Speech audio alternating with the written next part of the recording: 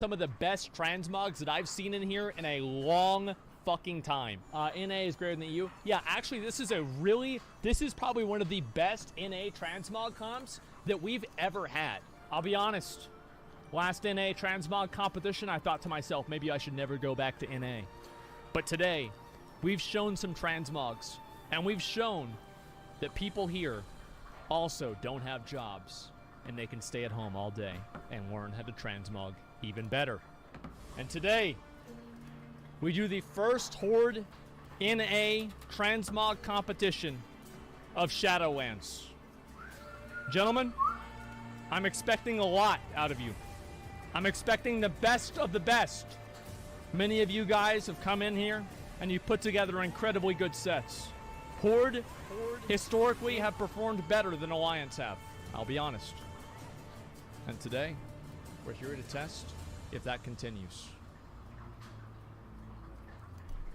Let's go. We'll start with this guy right here. We'll start with Ricky Bobby. Oh, Ricky Bobby. He's got a nice ass looking fucking set, dude. That looks really, really good. So obviously the shoulders of the Testament are off. Those gloves right there come from Throne of Thunder. That's the DK set. The chest piece there I think comes from Cat.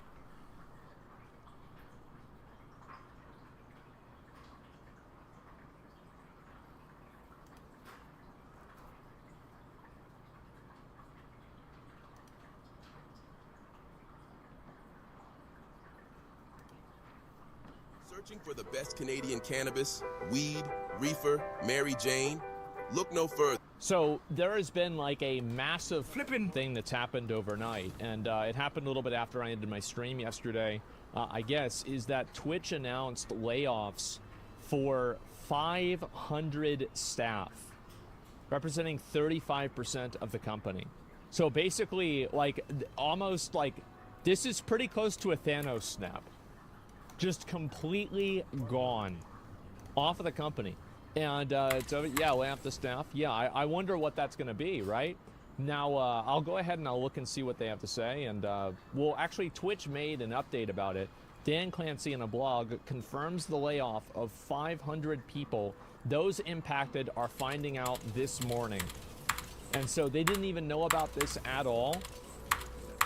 And so, let's see here.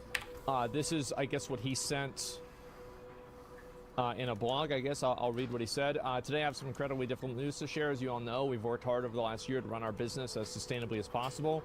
Unfortunately, we still have to work we still have work to do. Oh, it's just confusing. Work to do to right size our company. It'd be good if I and decided to do Whirlwind I love later. that right size instead of downsize. That's clever. Our company, and regret having to start, they share that we're taking the painful step to reduce our headcount by just over 500 people across Twitch. Now, this will be a very hard day. Our service exists to empower communities together, create, you know, all that. Yeah, sure. And every single one of you has been, Jesus, I don't know why I can't. There are some people that, like, I can't read the way they write because it doesn't read the same way that it would in my mind. Apologize. Like, I'm thinking, I think it's going to say one thing and it's something else. Yeah, I can't read it because it just doesn't follow the same, like, thinking patterns that I write with or think with. Our service exists to empower communities to create together, and every single one of you has played that vital role in fostering our community and furthering that mission. And yep, that's sad. Losing a lot of people. And this is also like a follow-up on this. People don't realize how bad the financial situation is at Twitch, and Amazon demands that they remedy it. I made some predictions last week. I take no pride in being the first one who was right. And so let's go take a look at this. Twitch ad struggles. I would say this is definitely a big problem.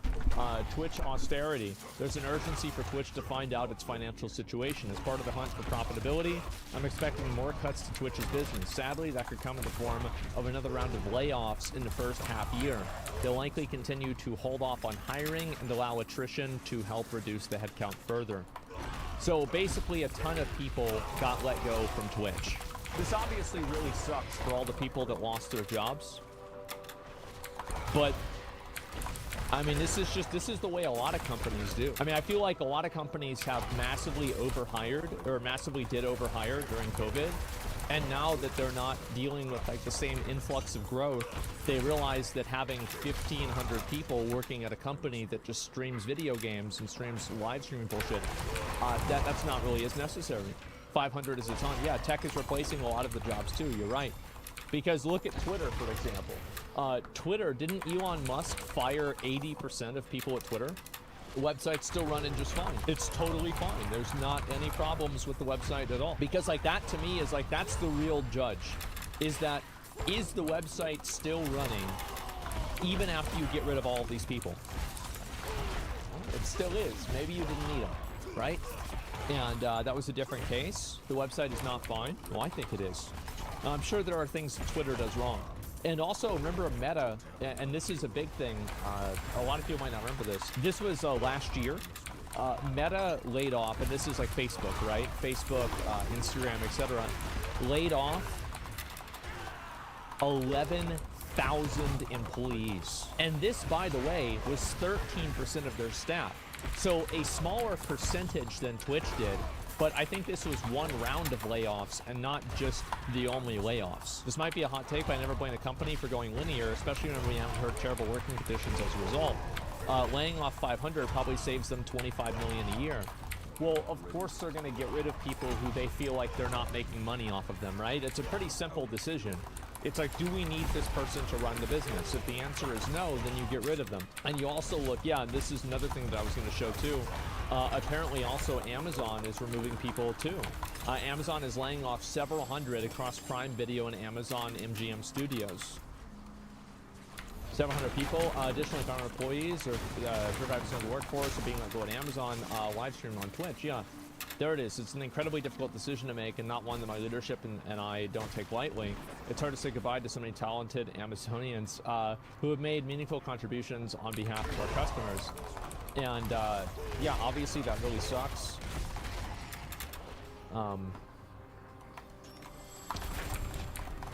And this is Dan Clancy talking about it here.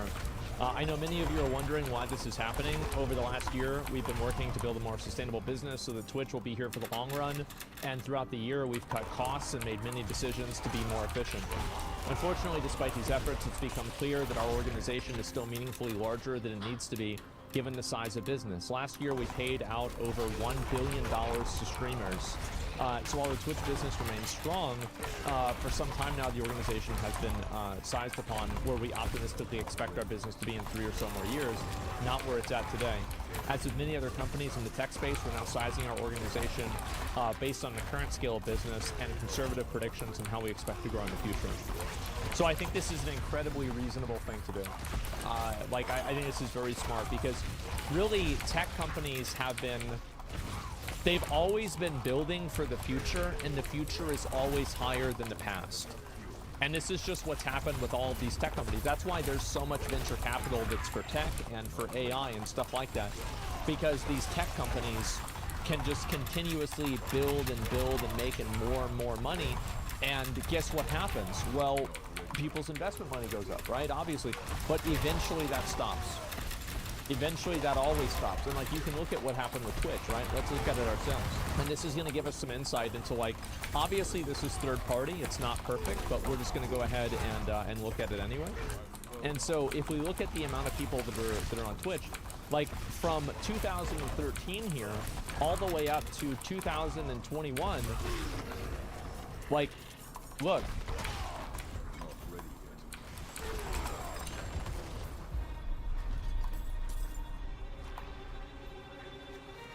I certainly hope you dance as well as you dress. There's only one way to find out.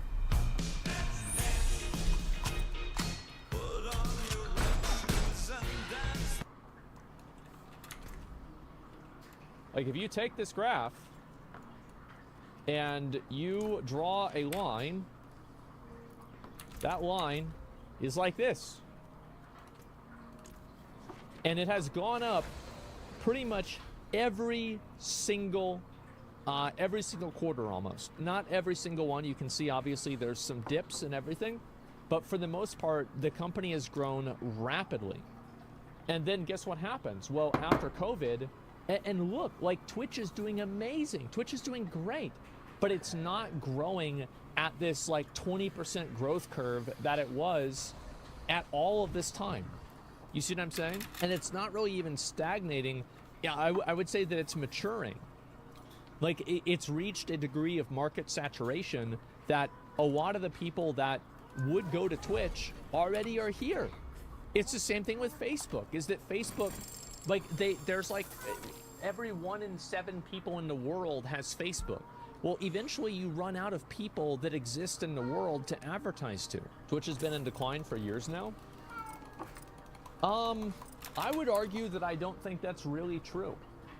I actually don't think that Twitch has been in decline or anything like that.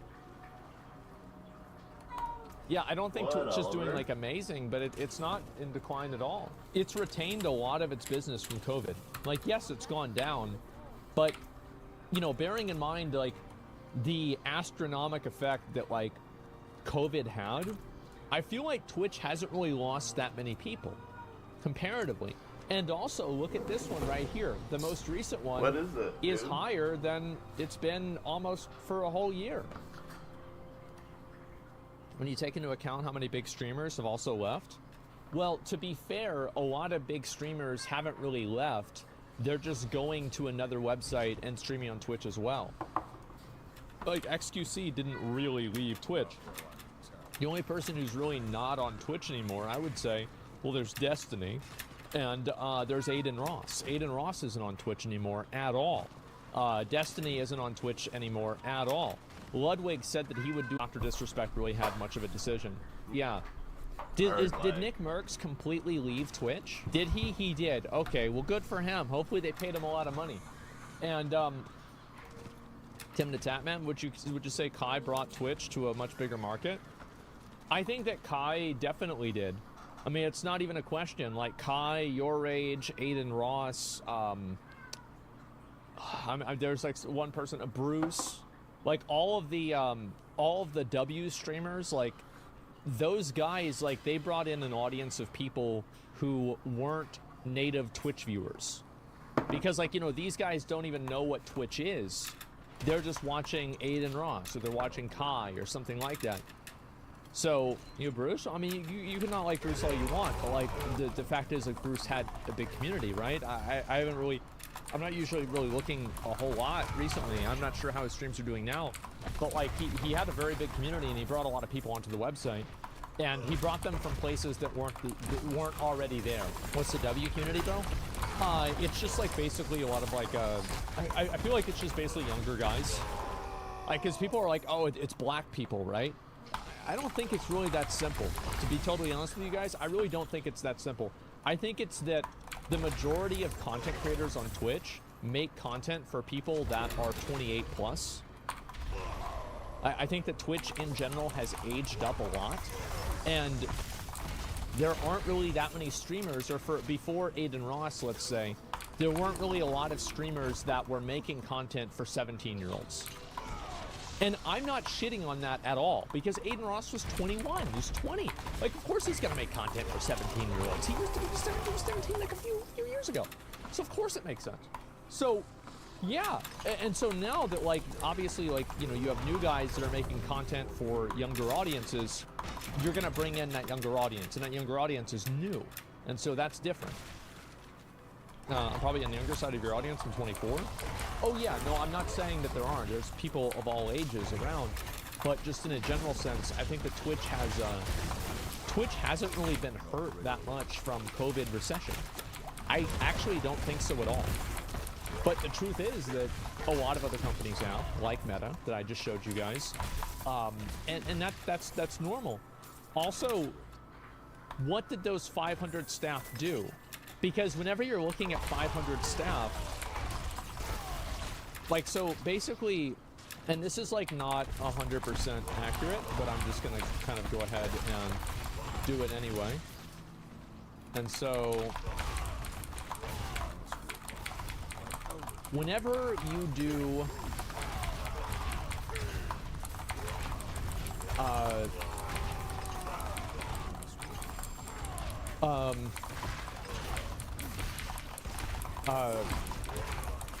product development, right? Whatever product development is for your company. If product development is, guys, it's not the Illuminati. If product development is coding, engineering, if product development is, you know, like running a website or anything like that, but you have a lot of people that are underneath that, like HR. You have people that are like management. And all of these other people exist in order to support this top pyramid. So whenever they're losing 500 people, they're not losing 500 people that are engineers. They're not losing 500 people that are content creator, you know, relationships experts, right? Or anything like that. They are losing a lot of those people. They're probably losing 200 to 300 of those people. And then they're also losing 200 to 300 other people that support those people or that work in tandem with those people whose job is attached to this other person's job. And without one, you don't necessarily need the other. It's like what they were, put it be blunt, they were expendable. Well, they weren't expendable. It's just that their jobs existed to empower these people to do their jobs in the best way. So I think of it as a dungeon group.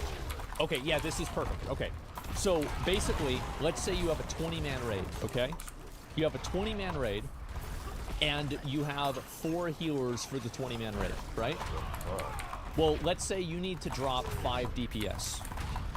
If you drop 5 DPS, do you really still need 4 healers? Probably not. So you probably drop 1 or 2 healers as well. And that's what's happening. There's a lot of healers, a lot of support roles.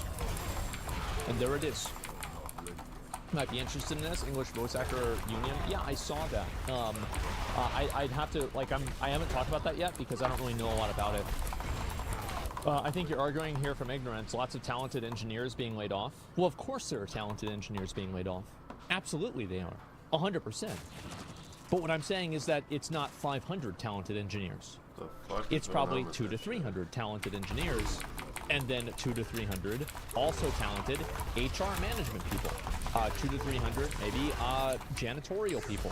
Like, yeah, absolutely. Like, you're totally fucking right. Necessarily anymore. Talented engineers will find a new job. Don't worry. Oh, I hope so. Some are not talented. Well, I'm sure.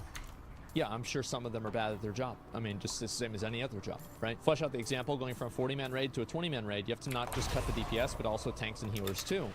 And then also maybe the officer who scheduled all 4. Bro, this is we're going even farther with the WoW reference. This is so fucking true. To flesh out the example, we're going from a 40-man raid to a 20-man raid, and you have to cut not just the DPS, but the tanks and the healers too. And maybe even the officer who scheduled all 40 people isn't needed either. There it is.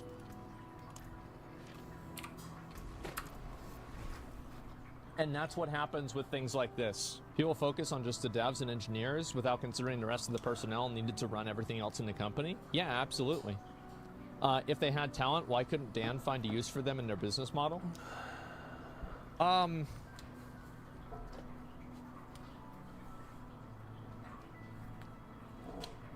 It depends on what their goals are.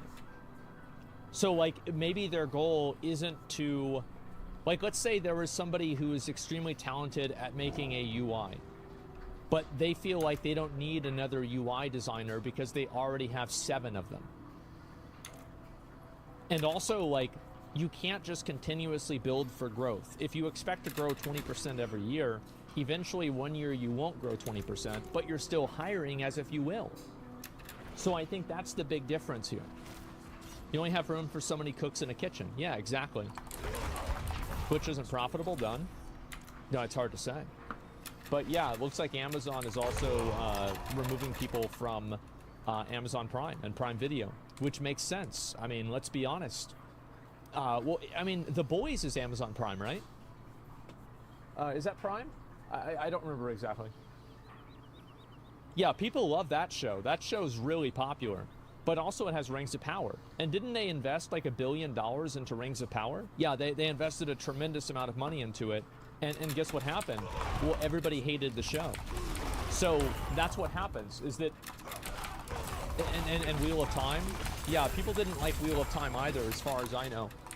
So that's what happens, is that if you make shows, and this is the problem, is that if you're making shows, and this isn't like a get woke, go broke thing, but you need to make shows. It's the same as like Halo. I think Halo is the perfect example of this. Halo in no way, at least as far as I see, right? It's not marketed this way at all, is not a woke show. But it's not for Halo fans. Because if it was, everybody would be watching it. The same as with the Sonic movies. The Sonic movies were made for Sonic fans, and guess what? They all watched the fucking movie. So yeah, it was awful. Yeah, but there it is. Sonic movies are great. Yeah, Sonic is actually doing well. Yeah, and big surprise because they made it for the audience of people. We have time at 78% score on Rotten Tomatoes, so it's not really hated. Well, I remember whenever it got announced, people were like kind of negative about it, but definitely not as much as Rings of Power. You're right about that. And anyway, so yeah, I think this makes sense because, you know, you make content for people that aren't your audience, and then guess what? Those people aren't there. I'll go ahead and look at the rest of these. And also, here's another huge factor, and I don't know how much of this was incorporated into the 500 people that are being let go from Twitch. But Twitch just shut down Twitch Korea. So like that huge audience is just gone.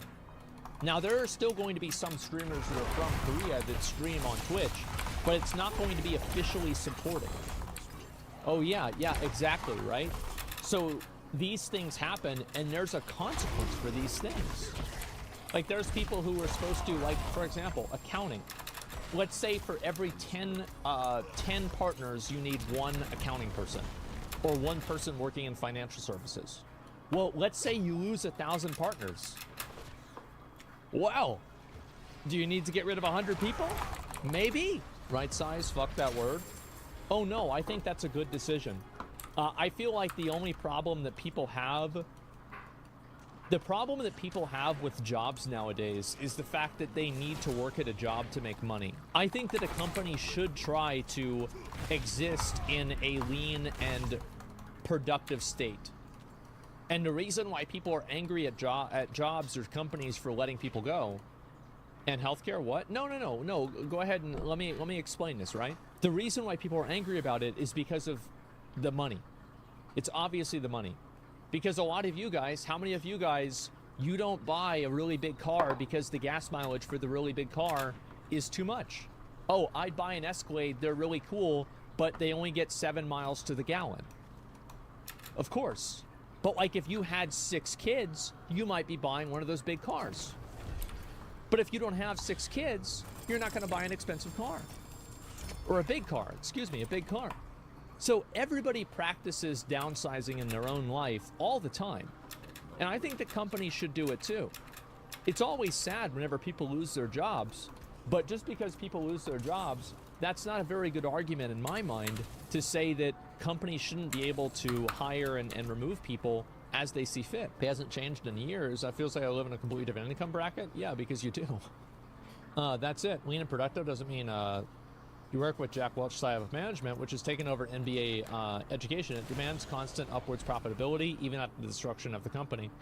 I actually disagree with you, Ragnarok, that it's because of management. I think the reason why upwards profitability is... So there's 2 reasons why upwards profitability is popular. Number 1, the executives are not playing the game of making a good company. They are playing the game of making good quarterly earnings reports. And because of that, that's why you have displacements of accounting. That's why you have like all these accounting tricks that they use, right? Of like, oh, we're going to carry this loss over to this other point in time. The reason why all of those things exist is to project a positive outward image of the company to investors. So all of these things exist because of the way that companies are rewarded and structured. So if you compare this to, let's say, Japan, that has a much more longitudinal, long-term approach to developing a company like Nintendo, for example, you'd see a completely different set of priorities. And the reason why is that they have long-term accountability, whereas we don't have that, or at least not in the same way. And so I think that also there's the other just truth of life that people are greedy, and greed begets more greed. And once people get to a $10 million company, they want to make it a $20 million company. And I think this is especially true in my opinion, one of the most status conscious cultures in the world, which is the US. So of course, yeah. So I think this is driven primarily by the, fiduciary responsibility that executives have to shareholders because it's a publicly traded company. I think it plays into the human nature of greed. It's part of our culture fundamentally. And also, I mean, it's not a bad thing to want to grow your business either. This isn't all bad things. That's all 100% good. Yeah, this is just it. Capitalism has gone too far. I don't really think that's the case. I think that there are instances of that being the case, sure. But I think that there are instances where socialism, capitalism, communism all go too far. And I'm not really sure about communism, right? But with socialism and capitalism, I think that there are also cases where socialism and capitalism make a lot of sense, and they're very useful and good for people. So instead of thinking about things from the frame of mind of like, oh yeah, this is capitalism or this is socialism, so it's either good or bad or good, try to think about, is this good on a fundamental level? It's a balance. Yeah, it's a balance. Not sure about communism? Well, yeah, no, I'm not really sure. I always wanted to read the Communist Manifesto. I did. I wanted to read it in the same way that I wanted to read, like, the Quran. Like, I hear people are critical about Islam all the time. And they say, oh, Islam tells you to do all these things. Well, they're telling me that. I never read that. They're just saying that to me. And so I want to read it. I want to know what they say. That way I actually know what's happening rather than having it be dictated to me by somebody who has an agenda. This is a big deal, by the way. And this is how important it is. Do you want to know who one of the main groups of people who didn't want to have printing presses and mass distribution of Bibles was? The church.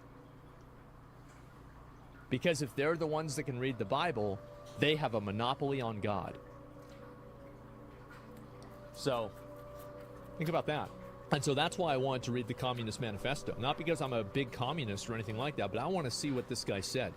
Because obviously it was very effective. I mean, fuck. Killed a lot of people, right? So, like, what the fuck did he think? What actually did he say? Is there any validity in this? What's the truth of it? Then I would feel the same way about the Quran or anything else. My point is that I don't think that it is a fundamentally bad thing to want to downsize a company.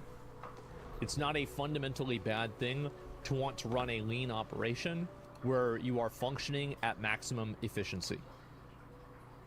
And I think that a lot of these tech companies over the last 3 years massively overhired for COVID, and on top of overhiring for COVID, massively overhired in the projection of infinite 20% growth years.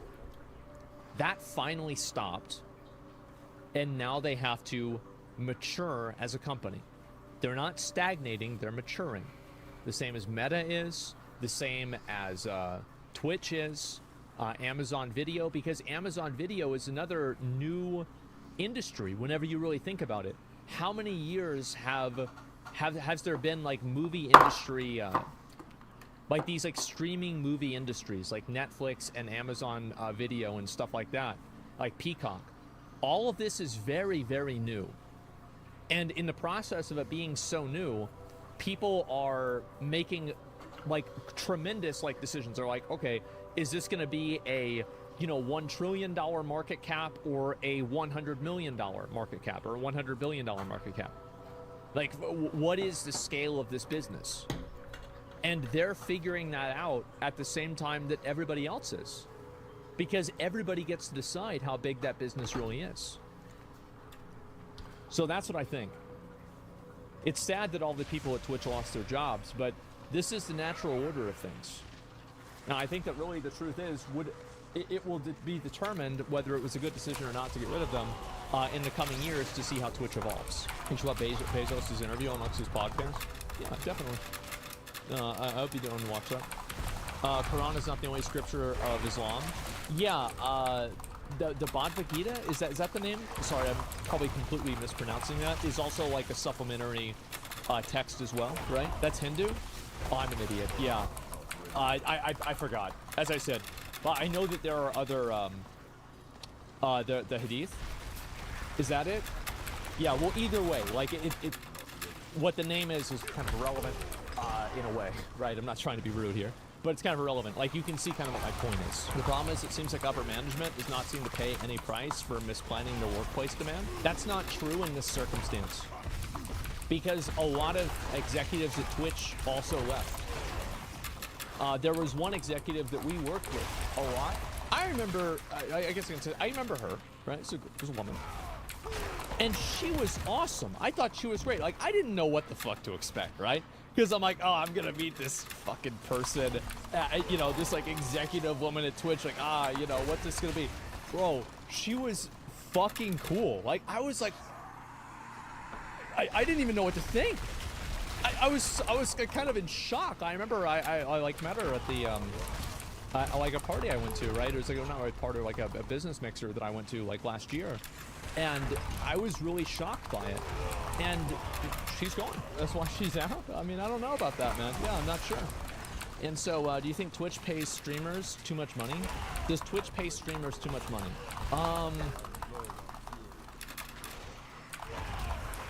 That is up to streamers to decide. And the reason why I say that is because if streamers are, what do you call it? If streamers are not being compensated fairly, and this is why I think that streamers can never be paid enough. And they can never be paid too little either. Because streaming is one of the best free markets that exists right now. Because if you don't like the money that you're getting, you can go to another platform. And you are funded almost directly by your performance as an individual and your relationship that is direct to your consumer. And what is unfair about that? Yeah, like a street musician. Yeah, exactly. It's like, I bet, I don't fucking know, Tosin Abassi from Animals as Leaders. I bet if he went out and he was, you know, doing street performances, he'd make a lot more money than some random bum with a banjo. Or, yeah, I mean, that's it. Abassi, Animals Leaders, so fucking good. Dude, no, this guy's absolutely fucking nuts. Yeah, he's insane. And, not really. Well, I think he probably would make more money. What I'm saying is, like, a skilled musician would make more money than somebody who's not. And that's what I think makes it fair.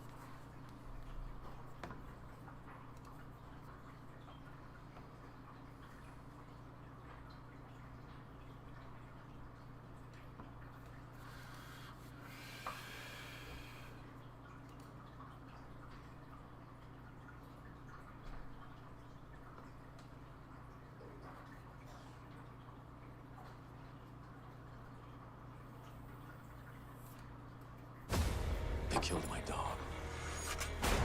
You're gonna get a new partner. The WoW gold seller reveals just how bad the situation is. So ever since I made my video about the dark gold selling underworld of classic WoW, a number of people have come forth with even more shocking information that will make my original video look as innocent as Sesame Street. This rabbit hole goes much deeper than you think. We've barely scratched the surface of just how disgusting the RMT world Oh, look at that. It's a bunch of completely legitimate players. is. I've been A bunch of lucky Lost enough Ark to, enjoyers. one, interview a long-term gold farmer and seller who was in the business for 10 years and has a What very you doing, Oliver? eye-opening perspective Holy on the shit. industry with a lot of insider information. What you doing, Two, Puss? a gold selling website themselves agreed to do a written interview, meaning they didn't get on voice with me, but they Yeah, did no surprise. write answers to my questions. And this has provided a keen insight into how the website and the kingpins of the industry enact their enterprise. Okay. On top of all this, some of the biggest GDKP group leaders have come forth to reveal I could just PayPal you guys with what I buy, add and remove gold from the equation completely, to be honest, because all I do is swipe card, buy gold, but items. even more shocking truths from what I researched in my original video. I get a fair amount of big buyers that ask me that. Yeah, I bet they do. Used to charge people IRL money just for a spot. HoTa are even bigger than what I thought, and it's gotten to a point What? where people are just PayPaling real money to GDKP leaders instead of sending gold, because gold in the game has become so worthless and deflated. But for now, grab a beer and some popcorn, because it's time to fully reveal the inside life of a gold seller.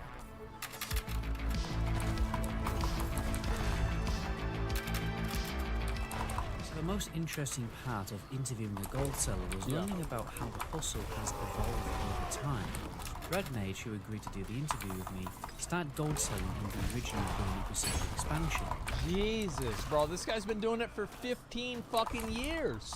Originally, he had a fairly basic factory job. He also inherited a cat from somebody who was too ill to look after the cat, and the cat itself had a number of health issues. I swear, this is relevant because he had to pay for large vet bills for the So you're saying that he farmed gold and sold it to pay for the cat?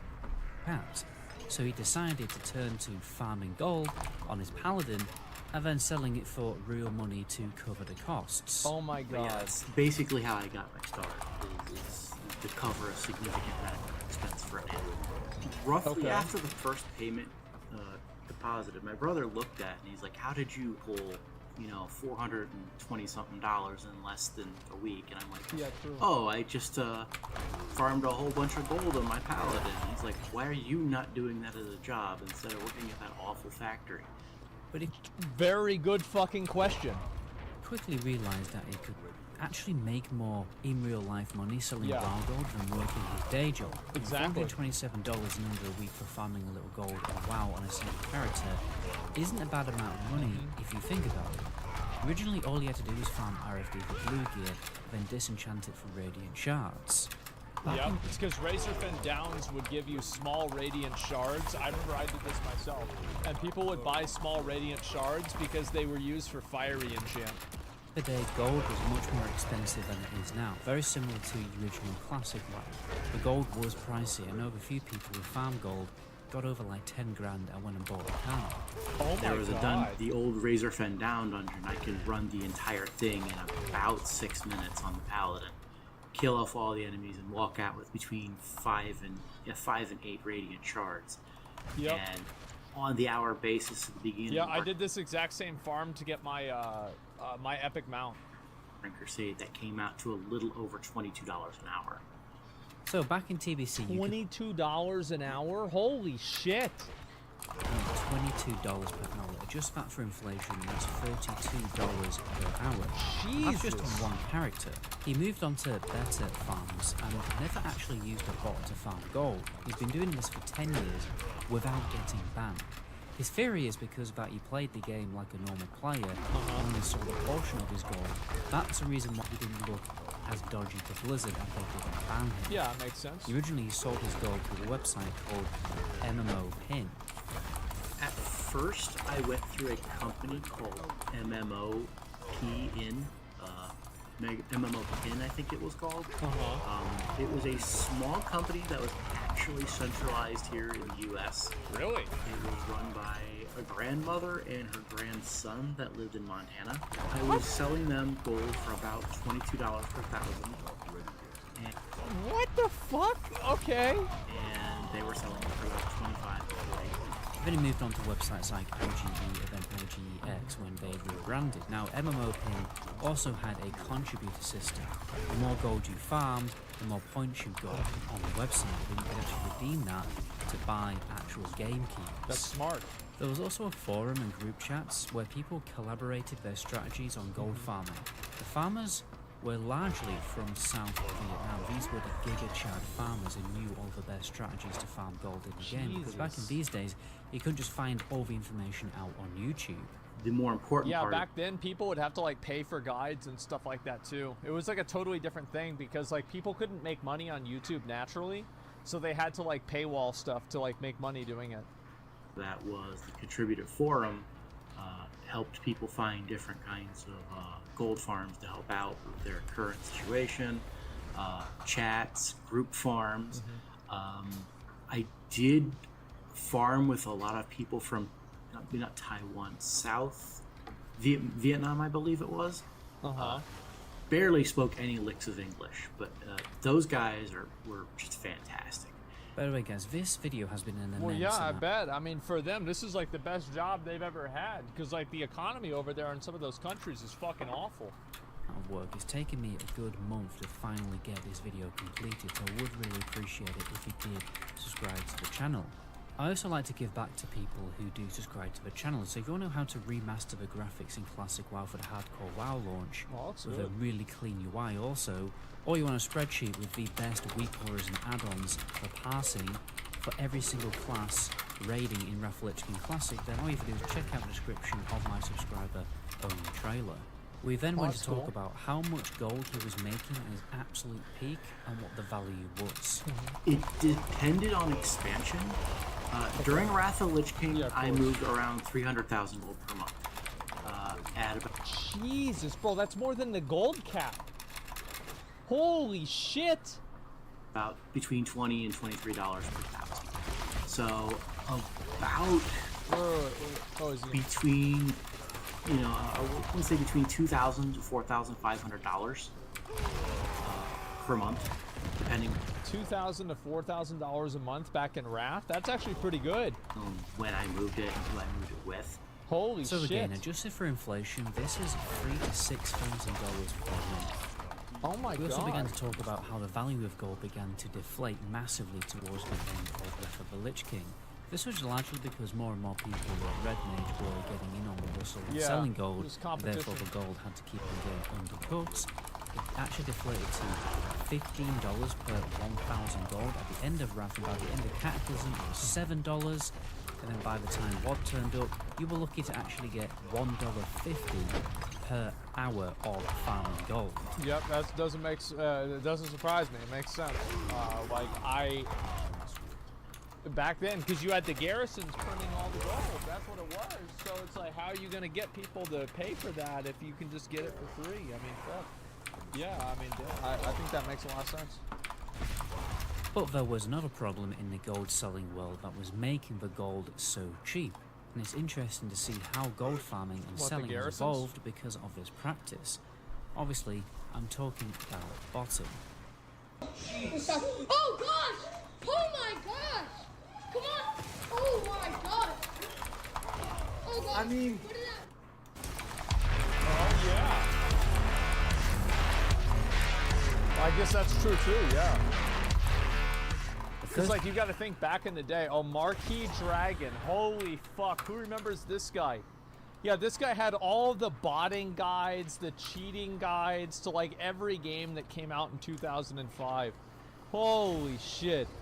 This upsurge of bots really happened during the Glider days. Yep. This was the first good bot that you could buy and make a decent amount of gold with. It was so good that Blizzard actually decided to file a lawsuit against the bot owner. Yep. Blizzard shot themselves in the foot. They managed to lose their case against WoWglider, but they managed to keep the injunction on the sale of WoWglider. The judge that was presiding over the case obviously had stock in Blizzard, so it made no sense he even had the power to do that, but you know, whatever. The guy who owned WoWglider said, you know what, it'd be a shame if this source code got sold out to somebody, and it was exactly... By the way, I think that it is definitely should be against the law to like make a business out of basically effectively like scamming a game. The business is built around actively ignoring the rules of the game that like you sign up for. Yeah, it's against the TOS. Yeah. What happened? So now you have an incredibly effective and powerful bot towards the end of Cataclysm that not only was undetectable because it ran below what the WoW Warden systems could detect it at, but readily available and being distributed under different names under many different companies.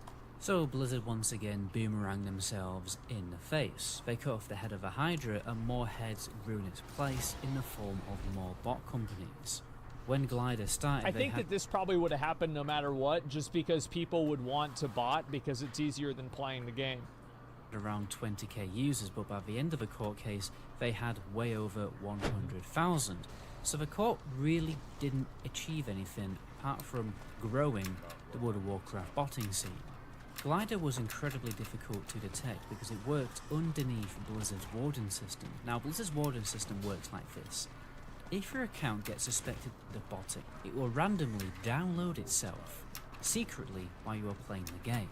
So an actual program will be downloaded onto your computer while you have the World of Warcraft client open. Wow. And then this scans your processor log to see what other programs you are running. But the issue is that many bots are totally undetectable by Blizzard's warden system, especially today because they haven't really made any effort to improve the system's ability to detect bots. The warden system worked quite well originally. It was very vicious and effective at detecting bots, but the issue is that the warden system was also too invasive on players' privacy. So to reduce the risk of legal issues, they had to dial back Warden's detective ability. Yeah, that makes Bot sense. software runs very deep on your computer below the operating system so that the Warden can't detect it in the processing log. Yeah, I've never used botting software before or done that in any game, so like I know a good amount about it, but I don't really know how this works exactly. And as far as I understand it, the Warden system cannot go deeper into your PC without legal issues. So Warden will never be good enough alone to detect bot software. And this is why GMs are needed so badly in the game. But obviously, as we know, Blizzard laid off more than 1,000 GM and support staff. Yeah, this is so why it takes no so GM long problem. for GMs There to you go. respond to tickets in-game and why bots are running rampant in the game. I remember watching As this we know from a recent Reddit Ask Me Anything that I talked about in a previous video, bots are able to run for months without getting banned, and are normally only picked up by the infrequent, let's be honest, big ban waves. Red Mage actually came quite close to getting banned because he had a close encounter with a GM, something that just doesn't happen anymore. There was a GM occasionally turning invisible, following me around Wintergrass, and I stopped and I looked up in the air where I knew he just reappeared and disappeared from. And I said, "Okay, come out." And he popped in. I'm like, "Well, why are you following me?" He's like, "I suspect you of botting." And I'm like, "Can a bot do this?" And I flew over and I saw an alliance, another alliance, and I ordered my kill squad to kill him because he was competing with me. They killed him, and he's like, "Oh, you're not a bot." And I'm like, "No, Sherlock." And this is what is currently missing. Oh, I think he was multi-boxing. That must have been it, because like the kill squad, yeah, I think he's probably multi-boxing or something. In the game. GM's actually doing stuff. Red Mage knows how to find and detect bots. He can go anywhere in the game and find one within 10 minutes. He then told me an interesting story about somebody exploiting and getting away with it in categories. So then why can't Blizzard do it? And he was a level 7 orc that was teleport mining around zones in Canada. Level 7. He did not get banned using this teleport exploit until the end of Warlords of Draenor. So this Assalamu alaikum. Tune in to Muslim News on Muslim Network TV, your source for breaking news and in-depth insights. Stay informed, stay connected. Watch now. Okay, I spent 2 weeks testing the bearskin hoodie, and this bearskin hoodie, it blocks wind and cold like a beast, and it locks in the heat. It's 10 times better than regular fleece hoodies because it's made with 330 GSA.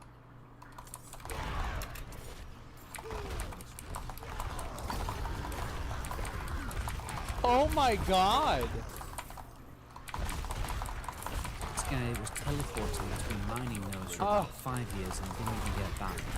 And this is how bad it was back How in hard is it to catch Secondary. that? Imagine how bad the situation is now with Jesus. even less GMs.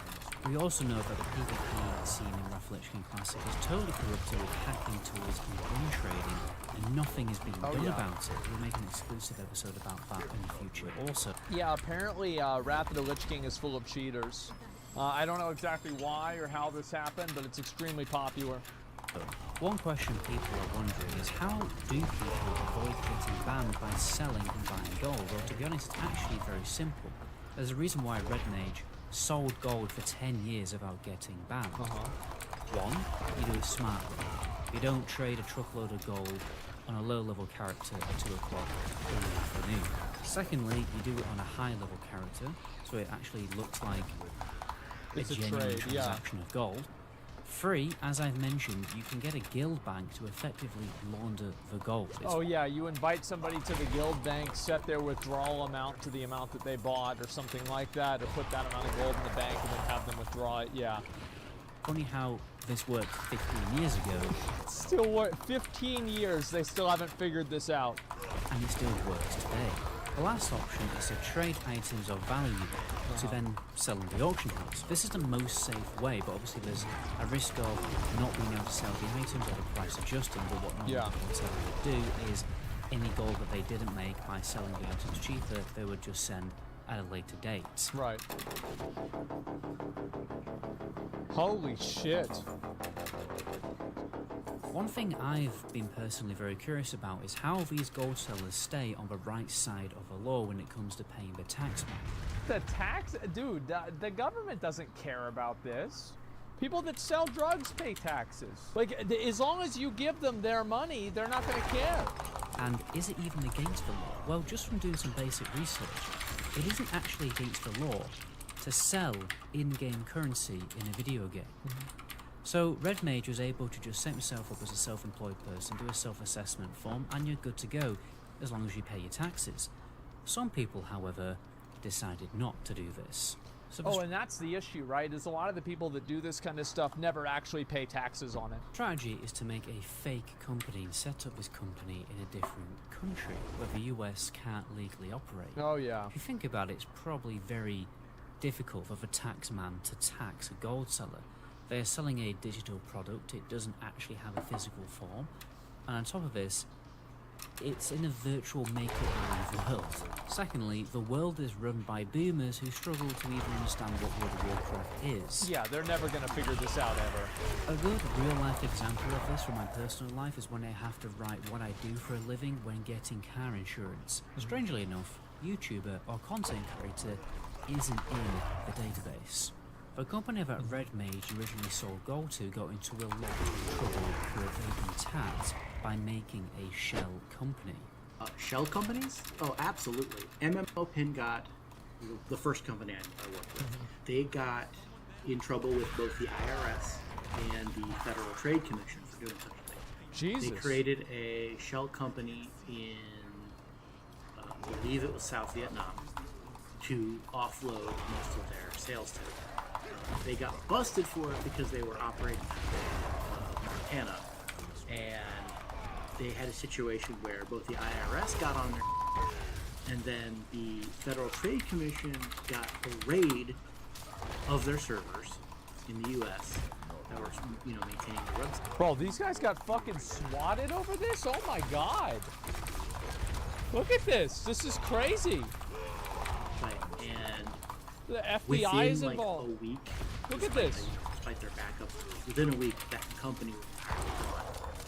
The last I heard, the person who was operating that website did I think about 3 years for tax evasion. I don't think the grandma did anything because she was like 85 and just didn't want to deal with her health problem. This company also had a bot farming enterprise working in-house, but back in these days, most of their gold did actually come from manual farmers. As the price of gold began to depreciate, the gold selling companies had to look for new strategies to get gold, and this is when the practice of keylogging entered. Yeah, see, this is like another thing. Is a lot of the ways that like gold farmers make money is by just logging and hacking accounts, because then the players just get all their stuff back whenever they recover the account. Game. This actually happened to me personally a few times back in the day. It's the reason why the Blizzard Authenticator became a thing. What would happen is, first of all, you get an email that looked like it was from Blizzard. Just from opening the email, this would install the keylogger onto your PC. Either that, or you buy a game key from a dodgy website, and this would then track what you are typing when you log into your World of Warcraft account or other accounts, and then that's it, game over. They have full access to your accounts.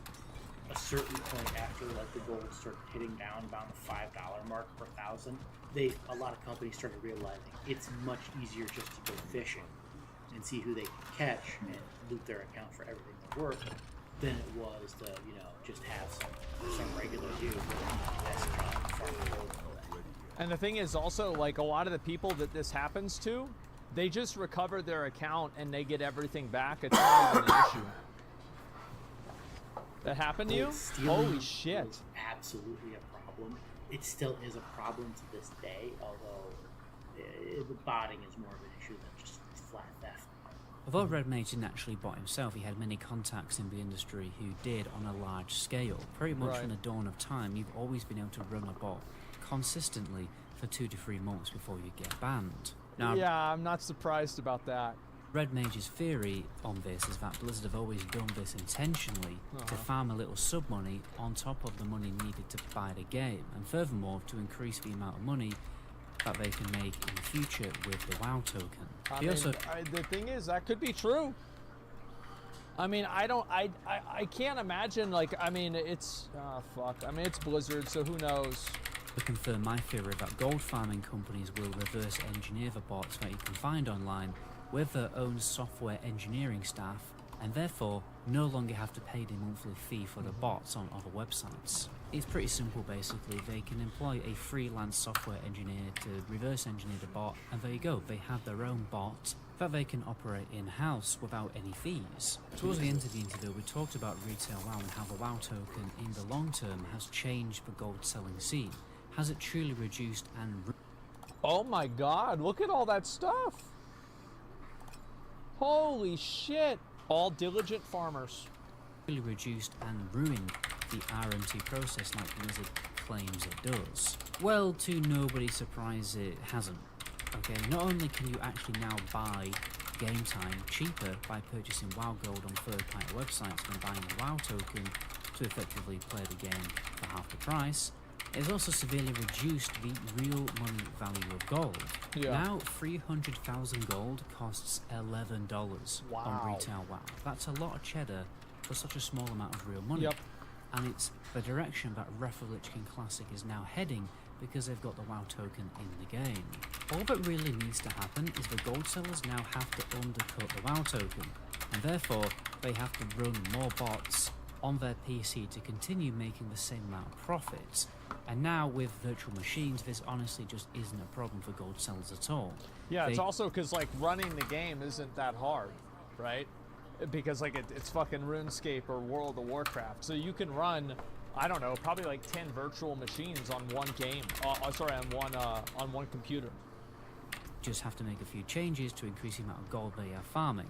It doesn't deter gold farmers in any shape or form. Yep. Effectively, Blizzard is setting by using the token, setting a price minimum. Yeah. And all the bots have to do is be below that price minimum. Well, yeah, but I think that the more below it you are, the more you're going to sell. Because, like, you know, buying something for 10% less and then risking your account isn't as appealing as buying something for 50% less and risking your account. At this point, it is just painfully obvious that the WoW token is in the game purely to make Blizzard more profit. Oh, yeah. And what's even more stupid is now that they're making more money with the WoW token, obviously more profit, they're then not spending this profit on GM support. Mm-hmm. People will argue that, oh, well, Blizzard's technically not selling gold. They absolutely are.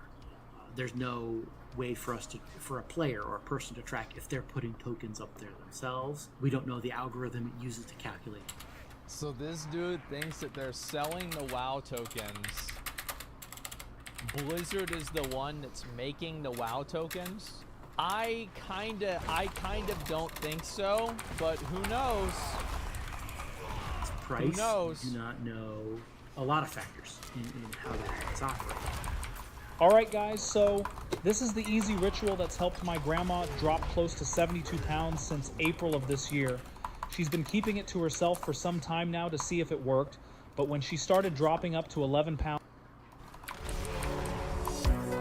Yeah. Why wouldn't they?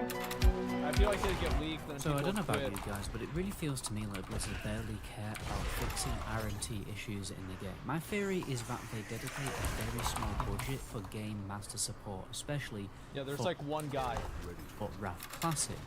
They are only doing the bare minimum to ensure that the situation doesn't become ludicrous to the point where bots never get banned and the economy goes out of control. But honestly, I would argue that we're already halfway there. Bot accounts are able to farm for months and normally only get picked up by these big ban waves. And it's got me thinking, why on earth are these big ban waves not happening once a week instead of only every few months? Blizzard says that the reason why they don't do ban waves all the time is because they don't want people doing A/B testing and figuring out what exactly is triggering it so they can change the bot. But the problem is that if you can make money botting and you know that the account will be profitable, the amount of money that you can make is just the amount of money of accounts that you can make yourself. So I think that doesn't really work. If it's a financial issue, then Blizzard just need to come correct and spend the money to employ GMs to find the bots and get them banned. The shorter a bot's life, the less profit they will make. They have to consistently ban bots fast enough in order to make the business unprofitable on a large scale. Yep. And then we'll just be left with idiots who use bots for personal use rather than companies running multiple computers with hundreds of bots purely for the sake of making a real-world financial profit. Yeah, I mean, and those are the worst ones, right? Because that's where like 90% of the bots are, is like people with companies that are doing it and they're running like 500 bots. Not just like one guy who's botting Warsong Gold. It's also extremely cringe when they announce in a blue post that they've had an account banning wave. It's like a child trying to get approval for a little scribble they've done in class to get stuck on the fridge. Like, off, bro, seriously. They shouldn't be banning accounts once every few months and expecting us to be impressed. They should be doing big ban waves weekly to purge them out of the world Of Warcraft. Well, it's like what I've said before. If you can make your money back with the bot, the amount of money that you can make is just it's a matter of an algorithm, right? It's just simple math. But like, if you're making your money back every time that you start botting, why wouldn't you keep botting?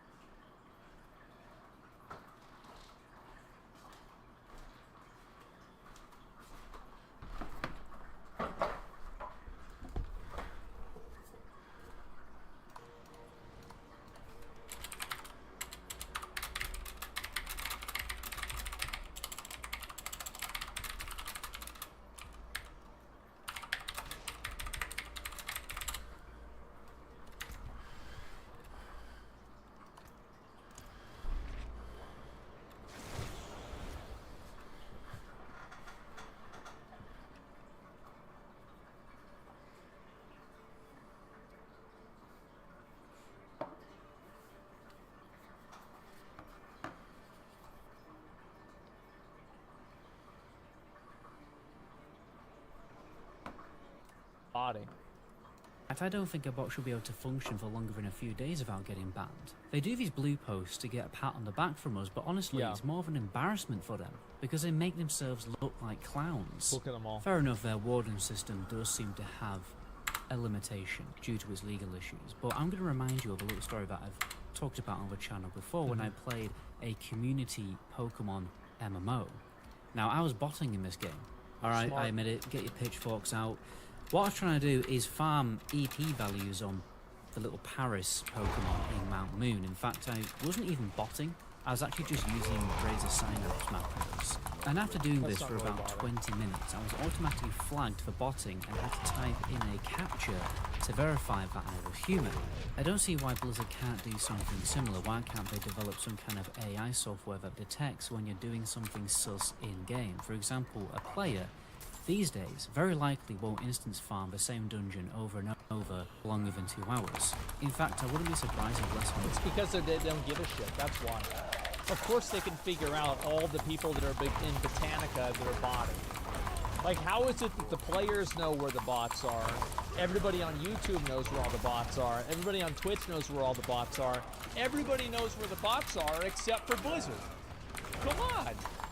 1% of players right now actually farm gold these days. So when an account is farming gold, it's already pretty suspicious. Make those accounts verify that they are human, or once they've done it multiple times, a GM then knows that that account is human and then they'll stop doing it. Or, you know, a GM will already be able to see when an account isn't a bot account. Because if they've been actively doing normal play stuff for years, like raiding, then it shouldn't really need human verification. Right. But if an account has done nothing but farm Botanica from the day of its conception, from the day that they paid for the level 70 boost, then obviously that's suspicious. There should be... What are we even... Yeah, exactly. What are we even talking about? Somebody spends 18 hours or 23 hours a day in Botanica every single day. Come on.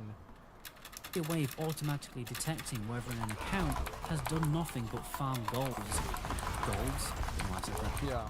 Nothing but farm gold for a few days, and then a GM should be monitoring that account to see if it's a bot. Blizzard seriously need to invest in AI technology to help them in their fight against bots and actually employ more GMs for human... I don't think they need to invest in the AI. They need to just invest into I. Just hire people to fix it. Like if you guys think about it like this, if you had the tools that Blizzard probably has, and they gave you 8 hours a day to find bots, do you think you'd be able to find a lot of these bots and figure this stuff out pretty easy? Because I think I would. Verification, especially before gold farming companies start investing in AI technology, because they definitely are. Of course. Another big issue is how RMT selling isn't against the law. Hopefully there will be progress made in the real world to introduce laws. That's not going to matter. And restrictions on the practice of RMT. Yeah. This would make it harder for the industry to function, which would be a great deterrent. Yeah, it'll make it harder, but like it's already kind of harder for somebody to set up. Like I think it's kind of illegal to set up a business that's built off of breaking the terms of service of a game. Like if the business exists through an outcome of breaking the terms of service of a game, like it's not a legal contract in the same way, but to an extent it is. And I think that people have gotten shut down over that. But the problem is, how do you make the practice in any shape or form illegal when it basically has no direct negative side effects in the real world? It only really affects the in-game world, and who cares about that in a courtroom full of boomers? Maybe an argument could be made that there is negative side effects in the real world for consumers of video games, but anyway, let me know what you guys think in the comment section. Be sure not to miss my next episode of Strong Form Vice, where we'll be going over my interview with the actual gold selling website. There's one to band news. No, band news in that button. Yeah. In the next video. I do think that like if you're making a business off of another company's like I don't know, I think that like there's a line and doing this kind of does cross the line. I'm pretty sure that's the case. I think the problem is that Blizzard doesn't invest a lot into solving the problem and that they just kind of let it happen because maybe they're making money off of it, and at the end of the day it doesn't really matter that much.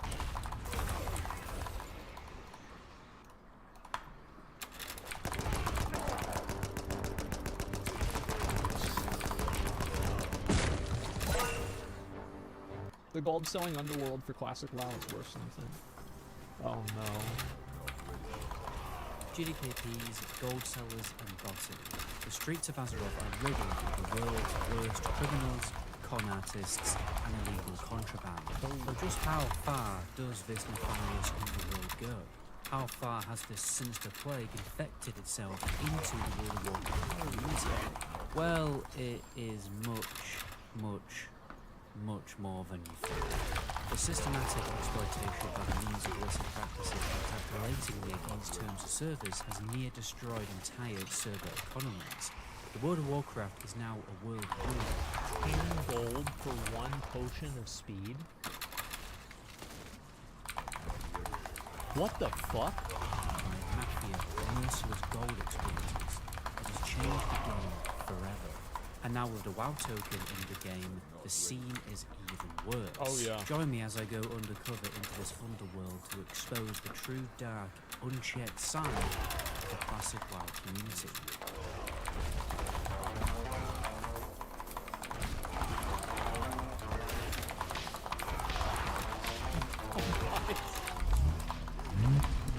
Oh god, this is good.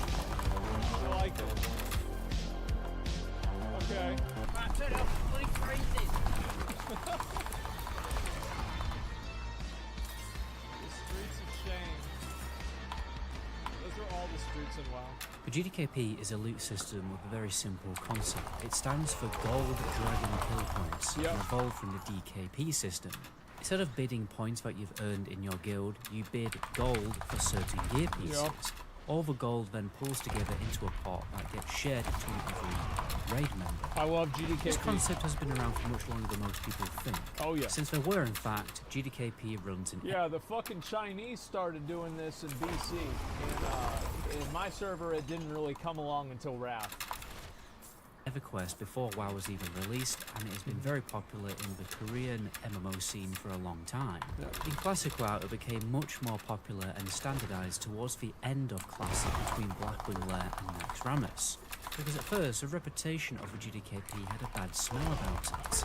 People used to feel scummy about joining a GDKP run, and people who ran GDKPs were seen... See, we didn't have this problem of people feeling scummy, because I played on Kel'Thuzad server, US, which was known as the asshole server. There would be like forum threads on the general forums of the WoW, like the WoW website, of like, anybody else feel like everybody you play with from Kel'Thuzad is either a Brazilian or an asshole? And then somebody's like, yeah, I play with a lot of asshole Brazilians from there. And then they'll be responding, talking shit back to them, like, oh, fuck your mother, shut up, you fucking loser. Oh yeah, dude, and I remember, like, we had a reputation to uphold, and it was true. Like, everybody from Kel'Thuzad, this is during Cataclysm, everybody from KT was a dick. And it was the same in Wrath, too. Like, everybody just fucking complete assholes, because it was a huge server for PvPers. So, like, I mean, Mitch was on the server, Barry was on the server, like, a lot of rank 1 players were on the fucking server. I think Soda Pop was on the server for a period of time. A lot of, like, you know, WoW celebrities were on there as well, people you probably wouldn't recognize. Yeah, Bag Jones. Swifty was not on the server. I don't know if Bajura went on the server or not. Reckful stayed with Tichondrius. But, oh yeah, it was fucking massive. It was so big. And so, yeah, I mean, over on my server, everybody loved GDKP. I didn't even know that GDKP was bad. I didn't even know it had a bad reputation, because on Kel'Thuzad, it's no big deal. Bad members of the community. But when players realise that it's boring and takes too long to farm gold, the GDKP became more and more accepted in the community. Particularly as the audience of Classic WoW is very different to the audience of original Wrath of the Lich King. Back in the day, we were able to smooch off our parents, play World of Warcraft 16 hours a day, and eat a diet solely of hot noodles and Monster energy drinks, and feel absolutely fantastic. Yeah, that now, would as the audience of World of Warcraft, on the majority is reaching older age, they have less time and more responsibilities. Yeah. It's crazy how much people in my Twitch chat actually have children. I mean, who the hell would want to even do that? I mean, why raise children when you can raise your passes? Well, the reason why is because, like, if your kid gets old enough, you can make your kid play the game for you. And so, like, that's really that's the end goal. is like you get your kid to like, you know, for example, like you tell your kid that like this is the best game ever, and you only show him pet battles. And that way he'll farm out all of your pet battle achievements and he won't know what he's missing out on. And then after he finishes that, tell him like, listen, there's a new expansion for the game that brought out archaeology. And now you have to collect all of the archaeology things for him. You know, and like every rare artifact he gets, like, you know, if he gets Zen Rock or whatever, take him to Chuck E. Cheese. My point is, most players Pristine have artifacts, less yeah. time now to sit and just farm gold, hence why the GDKP has become such a big part of the game. But just how big has the GDKP scene become? Bro, how the fuck do you have 2 people die on Malago's 10-man in the first phase? How the fuck does this even happen?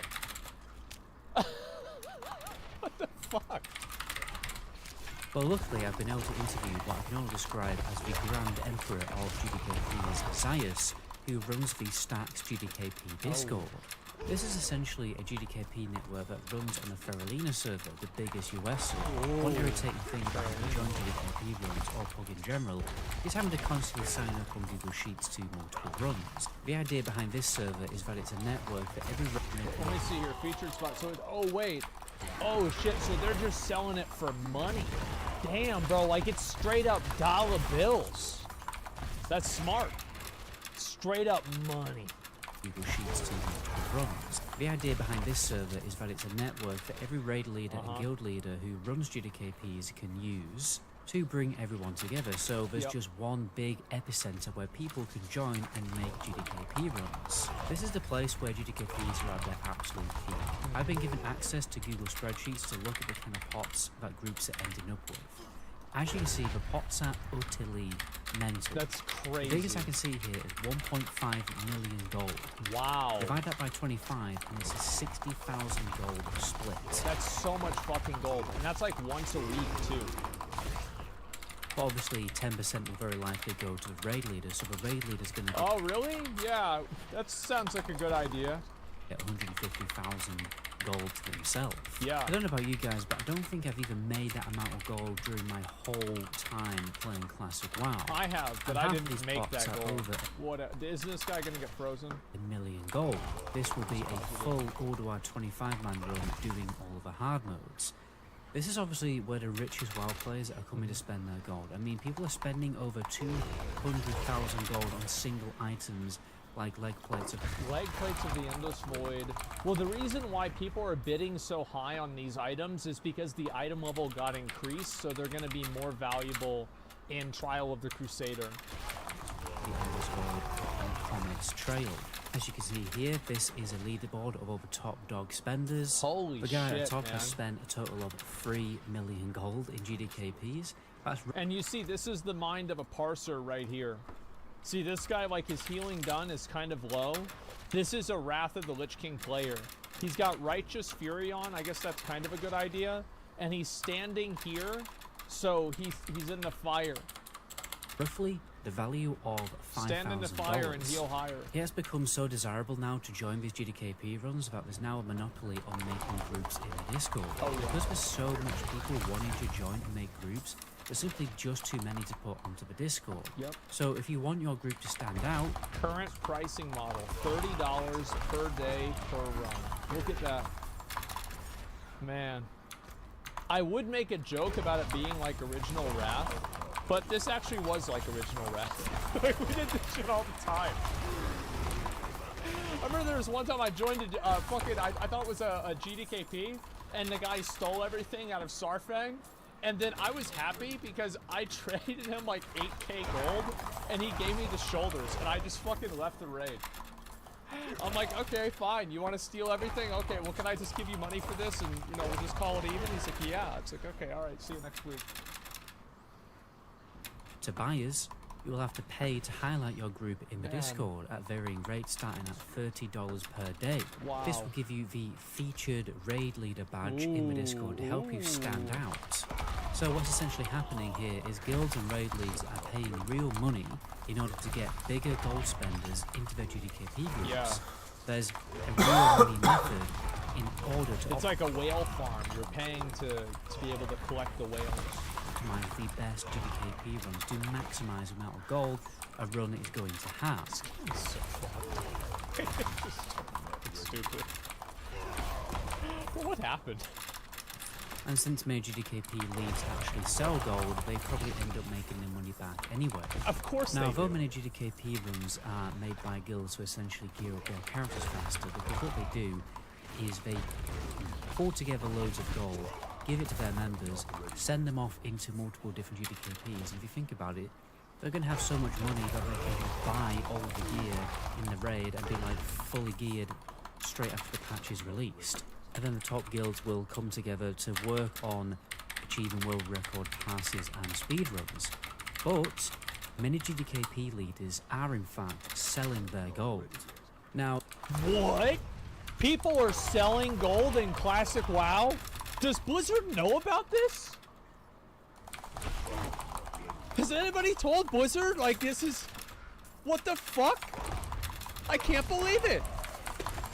That's against the rules. But Zias on the Stacks Discord has an absolute zero tolerance policy for raid leads selling their gold or advertising it. I love how they say follow the Discord TOS, but you only have to respect the Blizzard TOS. In the Discord. I don't want to paint this Discord in a bad light because they have absolutely nothing to do with gold selling. Zias's profession essentially is being a Discord designer. He's made a little bit of a hustle by making really good Discord channels. Yeah. But unfortunately, many GDKP leaders are selling their gold on the side, especially... He's a smart guy. Like, this is how you always make money. You really make money by doing something that other people aren't doing. And that's why GDKPs, like, I used to make... Dude, like, me and Jeff would make gold cap in like, Cataclysm, like, once a week. By, like, just selling runs and selling carries. And the way that we would do that is that we would just figure out a problem that people have and then solve that problem. And then have them pay us to solve the problem. It sounds stupid, but, like, it actually works. Imagine that. One GDKP run can get you around $500 if you're selling on the side, not involving a third-party middleman website. I know for a fact that many raid leads on my server... A lot of people sell gold to each other. Like, it's actually a lot more common than you might think. Of course, you have G2G enjoyers, but what you usually have, too, are people that just, like, you know somebody that you buy gold from. Doing it, I challenge you to pretend to be interested in buying gold and ask some GDKP raid leads. One of my long-term viewers has been running GDKP since we've done Classic and has told me that people are constantly asking him if he sells gold. Oh, He yeah. doesn't. People do the same thing to me. It just goes to show how big of a thing it is. And also, you have to think, where on earth is this gold coming from? Are people really sitting on their PCs farming 3 million gold? Of course they're not. Well, they do. Well, no, think about it, right? If you're getting a 60K, let's say you have a 40K pot in, like, in GDKP. Most people that are, like, serious, like, classic WoW players, they probably have, like, especially if they're selling gold and making a living with it, they've got, like, 6 characters, 7 characters. So they're making, like, let's say 30,000 gold times 6. So they're making, like, what was that, like, fucking 180, 250,000 gold a week. And then they're selling it. More like 14, maybe, yeah. And, like, that's how you make the money.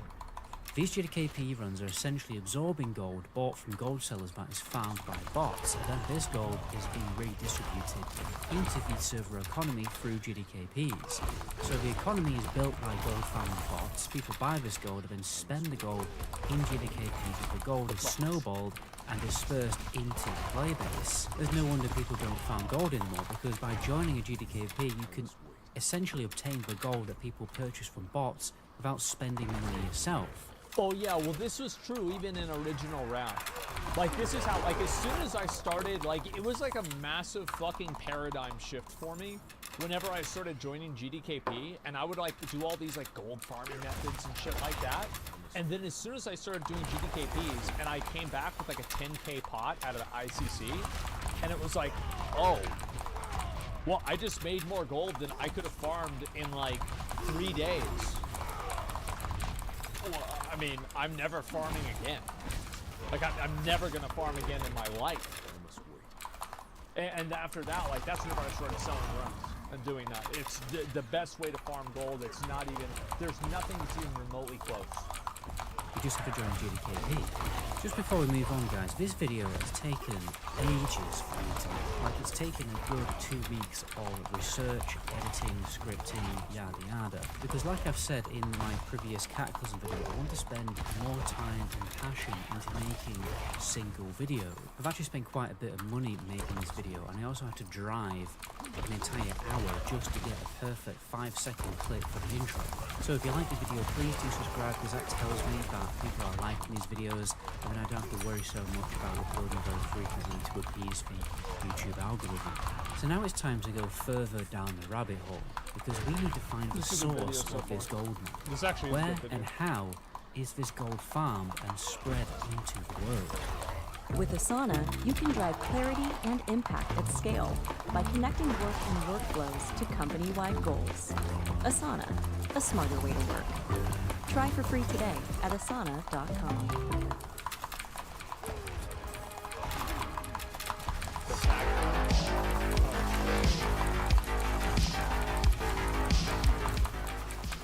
Botting has been a thing in WoW and MMOs for years. In fact, people are botting them in WoW. Oh yeah. Now, particularly in World of Warcraft, I think it is more susceptible to getting botted because Blizzard allow the public to edit their LUI code and make add-ons. This makes it much easier for people to make very powerful bots in the game, and the addition of macros in the game also makes it even easier. People probably wonder why new MMOs don't really have add-on support or macros, and this is why. Well, the Koreans do it best. They just say, oh, everybody's botting? Okay, well, I guess we'll just put botting in the game. Now we have autoplay, and so, yeah, if you want to bot in the game, yeah, there's a button for it. It's on the menu. Just press it if you're feeling bored. As I speak right now, I've got a level 4 undead warrior leveling her way up in Tristful Glades without me even needing to be tabbed into the game. Because I'm not messing about in this video, guys. The only way we can find out how good these bots are is actually installing them and trying them out for ourselves. But don't worry about me getting banned or anything, this very likely won't happen. I talked to a Blizzard CM before starting this project, fully detailing and explaining what I intend to do. She said it's probably not a good idea for me to do this on my main account because I would very likely get banned, but the Blizzard CM has done me a massive solid and given me a free version of Dragonflight Epic Edition and 90 days game time. I didn't even need a Dragonflight key, but you never know, it may come useful in a future video. Now, I do criticise Blizzard a lot, and obviously I will do a lot in this video, but it has to be said, the Blizzard CMs are absolute diamonds. So when I criticise... Yeah, I've had the same interactions. I've had nothing but positive interactions with Blizzard for multiple years now. Blizzard, this does not include Blizzard CMs in any shape or form because they are so generous and so helpful to me and to other content creators when it comes to, you know, working on their project. So I booted this bot up to do some low-level leveling, and I'm astounded on how well it performs. It honestly performs better than most players, and getting 8k XP per hour less than level 5. It is leveling extremely efficiently. Wow. It knows precisely where to go and kill mobs, what route to take, where to accept and turn in quest, and I've noticed it does this pathing process where you can see a line being drawn on the screen. This detects the best route so you don't get stuck anywhere. It finds quest items, mobs, NPCs, and everything that you need. You can even go to the class trainer, automatically learn their spells, and vendor your loot. There are a number of different profiles you can load into the bot software. It's ridiculous. I wonder, like, if I started botting in WoW, and I was just, like, streaming while the bot was running, but I was acting like I was playing the game, how long would it take people to notice? What if it just went on for, like, years? And it's like, I didn't even play the guy. I haven't played. I never even played Dragonflight. So it's just all the bot. Ridiculously easy to do. People in the community also program more profiles and sell them on the what if website. I've already been doing You it? get profiles for dungeon grinding for gold. As we know, many bots right now are farming Botanica, since this is an easy, consistent farm that is instanced. They're gathering profiles to do. Yeah, most bots want to farm things that you can just sell for raw gold because you just completely circumvent the auction house. Mining and herbing before they reintroduce the level 55 restriction on death knights. a lot of bots were simply just making Death Knights and running around Badlands doing, you know, mining mithril, since that was an easy 500 gold per hour. You've also got simple cloth farms and profiles to continuously queue into battlegrounds for XP. With Joyce Journey's buff active again, you will very likely see this very soon. The bot will even attempt to do PvP to its best of its ability to avoid getting banned. Oh, there The you use go. of software Benetto, yes, it's genuinely called Benetto. I wish I was making that one up. But there are other bots out there like BotBro and Orco.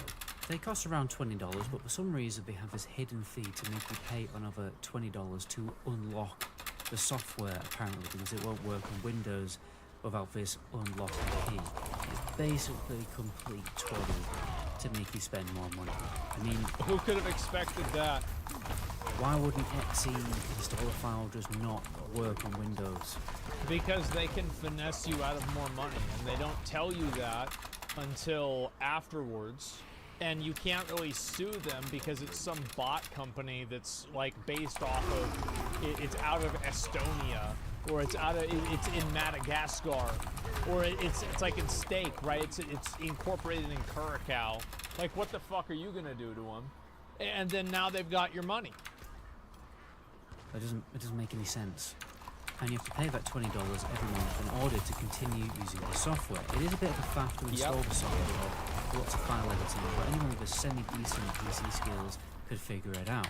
I imagine the bigger gold bot farming companies have found ways to crack the bot software and make their own software to farm gold so they don't have to spend this monthly fee. Oh yeah, now no I have doubt. to imagine that I have spent the money to get a level 70 character boost. In day 1 my character would easily be at level 80, and I mean one real-time day because I'll just be able to leave the bot running overnight. The bot also knows how to optimize gold making. For instance, it always returns to a vendor when you run out of bag space. So leveling 70 to 80, you can usually get decent 3 to 5. I wonder if you took 25 bots, could you program them to clear Nax 25 men in like full Nax 25 gear? I bet you could probably kill at least a few of the bosses. 1,000 gold. And this is roughly the cost of $6 since gold is so cheap at the minute. At this point you would have a character now ready to do some gold farming. We have seen in my previous video many bots are grinding TBC dungeons. They essentially clear the dungeon, disenchant greens and blues they get for extra money, and possibly use tailoring to yield more gold from the cloth by selling them as bags. Some will also farm mana tombs since inside there you can get you also, like, one part of this is you get a lot of gray items, and the gray and green items sell for a high gold value. 100 gold per hour if you... I used to have a friend, oh my god, I forgot all about this. I had a friend, his name, well, this is what I'm asked, Tyler. And, he had a character, his character's name was Neymar. He was a big soccer fan. It's like Zach's real-life friend. And, there was like a bug at the time that would show players online that weren't online. And every time I would log on, Neymar would be in Ramparts, and he was like a level 85 warrior, and I thought it was the bug.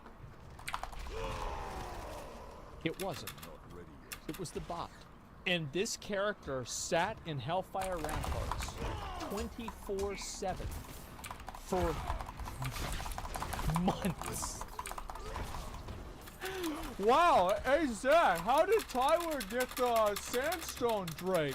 That's crazy. I thought only like one guy had that. Where'd he get the money? He loves Ramparts. Yeah, I had no idea. Of mining. These runs normally yield 500 to 1,000 gold per hour. That's a lot. And they're so well programmed, they will farm gold faster and more efficiently than any human can. So on average, our saber runs at 700 gold. That's just Skynet. Under 17,000 gold per day. That's roughly $21 per day. So within 3 days, the cost of setting up a new account is covered. But like I said before, the people who are using... And then you also have people that buy stuff with like stolen credit cards. Or like stolen gift cards or something like that. So that way the cost is even lower. Because like they obviously like, you don't just like, whenever you're buying this, I've never bought stolen credit cards before, so like I don't really know how this works. But my understanding of it is that usually they have like a person who knows a person who can generate codes or something like that. Or they have some sort of phishing program and they sell them. So you're still buying it, but you're buying it for cents on the dollar. DK bots No, to I've never farm done that. Mithril in Badlands Too risky. wouldn't Way even too have risky. to pay this upfront cost of the character boost. Not to mention how you can easily farm the gold on retail for a free month of sub. But at least a WoW token will never come to Wrath of the Lich King Classic. Yeah, that. Yeah. Oh yeah. Bots don't need to do dungeon runs, they can just buy Saronite ore off the auction house and use the Saronite shuffle method with prospecting to flip 500 gold per hour just sitting in a major city next to an auction house. Now, $21 per day might seem like a small amount.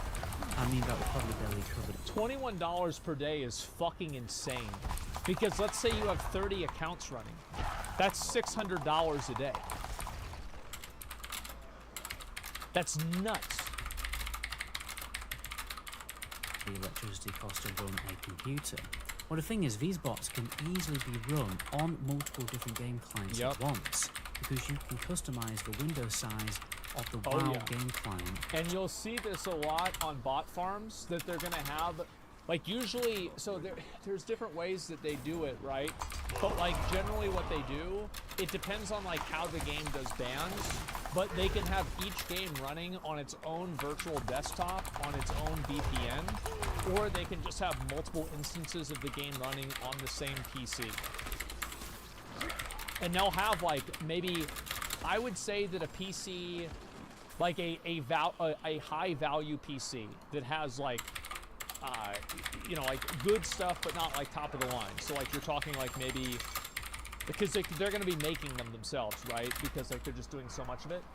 Like if you build a PC like that, you're probably looking at $1,500, $1,000, $1,500. You can probably run 10 accounts on one of those. Make it so small, but it barely takes up any CPU power. It could be more. Yeah, you're right. Is possible for so Wait, long. is it more now? If you had 5 clients open farming gold, that's $100 per day. Times that by 30, and it's 3,000 per month. Yeah. Converted to pounds, that's just under 2.5 grand per month. That's 30 grand per year at around £15 per hour. And to put it in perspective, my sister actually earns as much, and she's a fully qualified veterinary nurse. Yeah. And that's just with 5 clients. You can easily run 40... Yeah, then you run even more of them, right? Because like it's like you're playing cookie clicker at that point. clients at once. People were doing this in original Classic WoW when they were multi-boxing to wipe raid groups on the way to Blackwing Lair. With 40 clients running, you could make just under 300 grand a year, 24 grand per month, and that's roughly £152 per hour. Not really a bad wage if you think about it. Obviously there's a... Oh, it's fucking ridiculous. Yeah, it's absolutely fucking ridiculous. Now, the thing is, before you go and you do it, because I've looked into this a lot, I actually know more about the economics of it than you would expect. Number one, you have to look at power costs. Obviously, that is a variable cost that will increase the more processing you have. You have to look at running multiple PCs in order to do it. So, like, the entry cost to doing something like this is probably somewhere around like $5,000 to $10,000. Then also you have heating, cooling, and you know, the electricity for the cooling. In order to keep that there. And then also you have to run like different networks to make sure that each different PC is running and working at the exact right way. Then you have to actually sell the gold. Let's see, we have to buy the PCs, of course, and then you have to buy monitors for the PCs to run on. And then if you're running a monitor 24/7 with all of these applications, they're going to die faster. So like you're really, it's not it is an infinite money glitch, but you can't start from zero to make it happen and hope you don't get banned. Well, getting banned is inevitable. The goal is not to avoid getting banned, it's to get banned less frequently so that you can still keep making money. I mean, you would have to have your PC running 24/7 for a whole year, but still, if you cut that wage in half, it's still insane. You're getting paid more than a doctor or a lawyer. I have heard many anecdotes of gold farmers who, in certain countries, are making more than doctors. or people who have just done it quickly, short term, or because of a few months to buy a car or something. It makes serious money. Oh, it does. And we haven't even talked about how people are using fly hacks and other hacks to speed up the process of making gold. It also isn't a requirement yet to two-step verify your account on World of Warcraft, your Battle.net account, so these companies still have the ability to hack accounts, steal the gold, and sell it. As long as like two-step verification isn't a catch-all solution, but it does solve a lot of the problems. Bot can make profit before they are It makes it a lot less common. The only way to truly mitigate bots is to ban them earlier during their lifetime, ban them before they can make a profit, or increase the running cost, but obviously we don't want to personally spend more money on game time. But I have talked to people who have been... Well, there's different ways that you could do it. For example, like you could make it to where in order to trade with other users in the game, you would have to complete two-step verification. You could make it to where obviously the bans happen faster, so the bots make less profit, so less people would be willing to bot in the game. There's a lot of games that you can make money botting in, but there's not a lot of people botting in that game because the overhead, the profit margin is lower. So, why would you want to bot in a game where you're going to make 10% of your money whenever you could bot in a game where you could make 50% of your money? You see what I'm saying? You can always circumvent two-step verification. There will always be a way to get around it, and every method to reduce bad behavior is going to reduce a percentage of that bad behavior that is below 100%. But yes, requiring two-step verification will reduce the amount of bots, but it will not get rid of it. To run bots for months without getting banned. A bot is more likely to get banned if they're caught in the open world and reported by players. But if you're level to max level playing the game normally, and then just bot yourself all inside a dungeon farming gold, you are much less likely to get banned, and you can run a bot for months. And you're normally only picked up by the big bot ban waves. And you don't even need to do it like that. You can just put a bot into a dungeon to level through dungeons. Yeah. And then you're just never going to get caught. All of these anecdotes, Well, sometimes people do get caught botting in dungeons, but a lot of times, I remember I would have bots in my dungeons and nobody even cared. Because the bot never went AFK, it never complained, so who gives a fuck? Heard from people from my Twitch chat. I'm obviously not going to name and shame, but luckily being a Twitch streamer, you do end up meeting people with experience in these kind of practices. However, luckily very recently, as I was scripting this video, an alleged gold botter and seller has totally opened up to his practices and his process on Reddit. He's been botting and selling since original vanilla and the glider bot. He claims on average he gets a good 90 days out of one account and runs 25 accounts at once. Further also... 90 fucking days, are you kidding me? Reporting what I've heard from other people and, other sellers. What it further goes on to explain how the game's warden system, as he calls it, auto-bans botters. Apparently the warden tech is very outdated, and basically the botters have found ways to, ultimately defeat it and get around it. And there also used to be much more game master assistance when it came to detecting and banning bots, who would get whispers from GMs investigating and deliberately doing stuff to mess around with his characters to disrupt the botting process, and obviously to find out whether he is a bot or not. He used to wake up sometimes and have 10 accounts banned, but now with VPNs and virtual machines, it's much easier to not get banned. So this is interesting because it means that botters are running the bots on virtual PCs rather than using it on their own all the time. Well, it also makes Classic WoW easier to bot because Classic WoW requires less PC resources. For example, just running WoW retail is harder than running Classic WoW. For obvious reasons. It's just the same as running Tetris is harder than running Witcher 3. So, because of that, you're going to be able to run more copies of the game and make a higher profit margin from botting in Classic versus botting in retail. Which obviously cuts down on electricity costs. Assuming so everything people else left is a lot of questions on this post, and I read through all the guys' replies, and I'll read out the most interesting ones. He says that education is a huge source of income for him.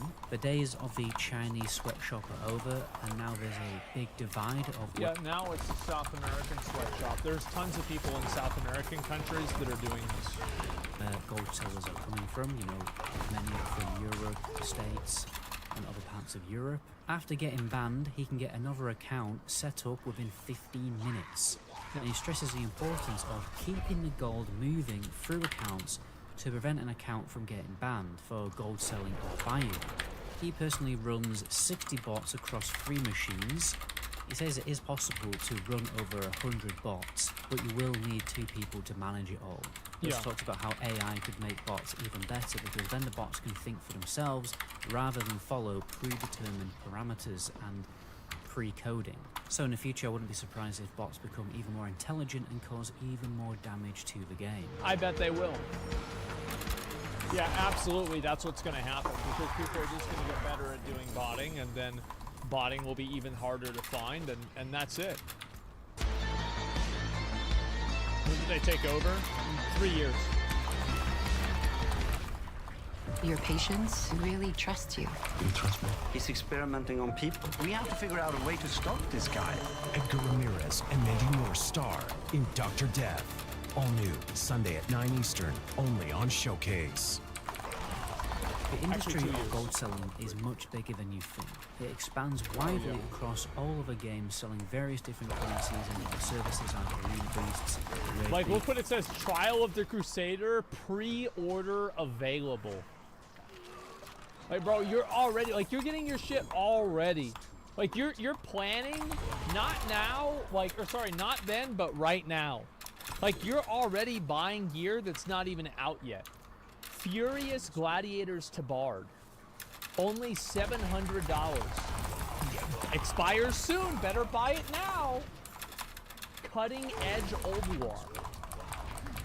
To get gear and even power leveling on the classic era. For this video, I wanted to focus on gold selling, obviously. So I decided to go ahead and buy some gold on my throwaway account and see what the process looks like. It cost me £3 to get 2,000 gold. That's technically 1,900 because I accidentally said my character was on Alliance and not Horde. But luckily, the customer service is insanely good on this website. Yeah, it's better than Blizzard. Yeah, customer service for this kind of stuff. This is very common. If you're ever doing something that's under the table or illegal, like, most people will have way better service because they don't want you to report them. They don't want to have an altercation. They want things to go extremely smoothly. They messaged me before I ever knew there was some kind of issue to adjust the amount of gold that I would receive. The website I used was Overgear. They must be making some serious bank for them to have such good customer service to the point where it's probably even better than Blizzard's. And it took just under 2 hours for the gold to arrive. As you can see, they have cleverly tried to make the purchase less suspicious by writing in the message, here is your cut from GDKP with the bullet, which is probably the cheapest item. And this is the thing, right? Is that if you knew that people were doing this and this gold was being sold, all you can do is you just look and see if these 2 accounts ever did any sort of a raid together. If the answer is no, then it probably was just buying gold, and then that's what happened, and so there you go. You just banned it. Again, a human could figure out this was bullshit in like a fraction of a second. But you can buy them if you knew about now, the there's game. a number of these different gold selling communities, and It's more research than that, bro. No, it's not. What's the more research? So okay, so you have an IP address connected to this account. You have an IP address connected to this account. You also have access to all of the other characters and accounts inside of the BattleNet account. So if you have no interaction between these 2 accounts at all within like the last fucking 30 days, the odds are this is somebody buying gold. Also, why would they include fucking shots in there? That's probably not what's happening either. Also, where is this person getting the gold from? You just investigate the gold seller and you can figure it out. It would take no time at all. On G2G as well. They claim to have millions of gold available to purchase across all rounds. Now, I tried to get in contact with these gold sellers, but they are extremely secretive and confidential. Yeah. As you can see by the DMs, I definitely tried. This makes sense as these companies could easily get sued by Blizzard as they are essentially selling a Blizzard product. Yeah, they are. It also wouldn't surprise me if they're trying to avoid the tax man like Dr. Alan Grant tries to avoid a T-Rex, just stay still and don't do anything and hope they don't see you. I've actually been applying this technique to a number of my family members, and it works quite well, actually. Yeah, it does. Well, from what I can understand... Yeah, it works with everything, basically. Just don't move and they'll leave you alone. Well, it's because Blizzard... It's not worth their effort to go after a lot of these companies because they're in countries that are hard to prosecute. It's not financially viable for them to do it. They did it with Honor Buddy back in like 2008, but that's because Honor Buddy was huge. From the website, these gold sellers are more of a middleman company. The days of ramming 50 Chinese sweaty men into an office to play World of Warcraft are over. The practice now is to be more freelance. Anyone can sell their gold to this website, whether you're just a normal player. Yeah, and the websites are the ones that really make all the money. Like, again, because the reason why it's a middleman thing. The websites find the buyers, and the websites also find the sellers. And it's not like the website takes, you know, they buy the gold for $100 and they sell it for $100. No, they buy it for $100 and they sell it for $150. Because there's a million people trying to buy gold. So guess what? These sellers can just decide to go with the lowest price. So it's like somebody saying like, oh yeah, you can make $600 a day. Well, there's going to be somebody out there who's okay with only making $500 a day.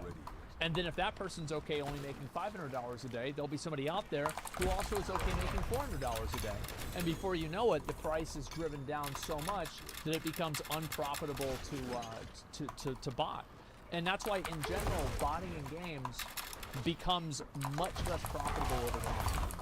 Because not only does the game diminish in popularity and the demand for gold goes down, but also the amount of people that are in the space trying to monopolize it goes up. Race to the bottom is the worst? Yeah, it's effectively a price war. Because all of these people want to make their money. Gold left over that you're not using. Steve Bannon, yeah, Steve Bannon was involved with leader. You sell it to the website, and then this gold is Sloppy resold. Steve. They say their gold is not coming from illegal practices like botting and account hacking, but there's absolutely no way to determine this, especially as I've been told there's an acute practice called gold laundering to take the trace off it. Normally someone will make a throwaway account and make a guild bank to deposit big amounts of gold into, and then it will be dispersed to multiple different people in different accounts. There's definitely a number of ways to avoid getting banned for gold selling and buying. The guild bank method is apparently the best proven method to not get banned when purchasing gold. Yeah, a number of guilds are doing this in order to get gold with GDKP because For somehow Blizzard can't figure this out. Earlier, GDKP raid leaders are also using methods like this to essentially cut out the middleman and sell their gold for a better amount. Yeah. Oh yeah. The bots even jump? Yeah, I know. But don't worry everyone, because now that the WoW token is in the game, it means nobody will ever buy gold on third-party sites anymore, because according to the lead dev of Classic WoW, the token is a proven tool to mitigate RMT, despite the fact well, actually no, never mind. that G2G and basically every other gold buying site is currently undercutting the token by 50%, plus 50%. Right now on Gold Mag, the WoW token costs £17 and you get 8,800 gold, or you can get the same amount of gold for £9. Fair enough, since there is no... I do think that people would rather pay a 50% markup to have a 0% chance of their account getting banned. But if the markup is so high, or sorry, so, like it's like if the disparity is so high, then people will still buy it secondhand, or buy it from the like the illegal sellers. A safe, reliable, and legal method to buy gold in the game, less people will use third-party sites. Yeah. Well, this helps retailers reduce their running costs. They have hordes of gold lying around on different accounts on every server in the game. Now they can just buy game time with gold and focus more on boosting and loot selling services. This really is like Blizzard throwing a boomerang into their own face. But the thing is, Blizzard already know that. The WoW token is purely in the game to make money, to make more money from a game they're developing. It's like... What's his name? Mike Ybarra said they don't make any money on the WoW token. Like, I don't understand how they're not able to make any money on the WoW token. That doesn't logically make sense to me. Because if buying the services for the fee that the game is selling them for. Like, because obviously, like, you get $20, and then somebody else gets $20 of Blizzard services. What he's effectively saying is that Blizzard services don't generate a profit. And how could Blizzard services not generate a profit whenever Blizzard is a multi-billion-dollar company? Yeah, I don't see how... I don't understand the logic there. Printing money. They can just add stuff to the game that people will pay for. It didn't require any development cost to implement the WoW token. It's been in the game for years. And even in Classic, since it has been data mined years ago, I think there's this huge misconception that the WoW token will fix RMT, but in truth, it really doesn't do anything. In fact, it just further destroys server economies. GDKPs being so popular in the game, there's a huge incentive to buy gold. Blizzard definitely knew this. Well, there's a huge incentive to buy gold because you don't get banned for buying gold. There would be no incentive to buy gold if the moment that you bought gold, you got permanently banned. That's why there's an incentive. It's not because of GDKPs. Because we had GDKPs back in Wrath, and like, yeah, you had people that bought gold, but it's nothing like it is now.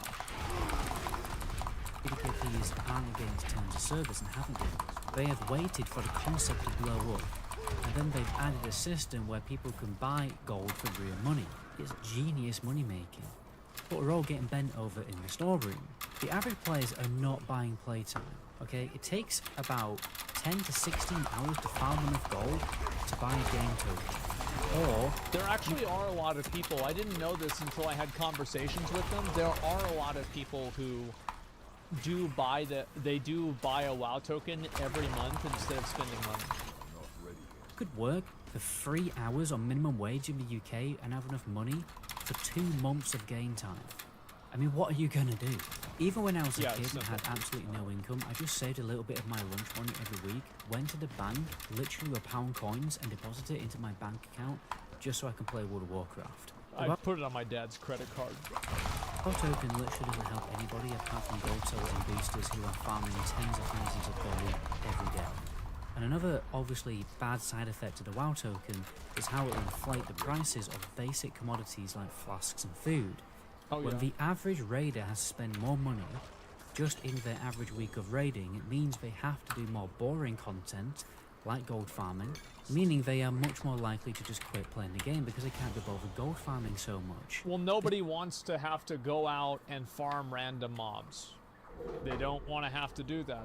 It's not a point. Like, why would you want to do that at all? Fuck that. You can just buy the gold. This is why I quit Classic WoW and had a few months break between Blackwing Lair and AQ40. Either that or they will buy gold on third-party sites or the WoW token, further just exacerbating the economy even worse, and eventually it will be so bad that the genuine gameplay experience of Wrath Lich King Classic will simply just be much worse than it should be. There's no other way of saying it. The game will just be worse. And ironically, Blizzard... I do think that being able to buy gold with real money makes the game worse. I would prefer if the WoW token... I think the WoW token is the most corrosive thing that they've ever added into the game. Lose money on subscriptions from people quitting.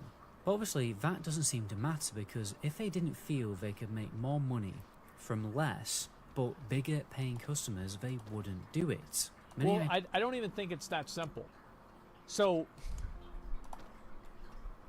here's how you can prove that Blizzard makes money on the WoW token. And I'm sure if somebody at Blizzard wants to correct me on this, please do. But let's think about this logically. Person A gives Blizzard $20. And then person B gives the person A 20,000 gold. Or let's say, theoretically. And then Blizzard takes the gold, sorry, the $20 from person A and gives it to person B. So Blizzard just got $20. Blizzard created $20 out of nothing. Like, you like fucking, conjuring dollars, boom. There's a fucking, there's a $20 bill, right? They are conjuring it out of nowhere. Somebody is giving them money.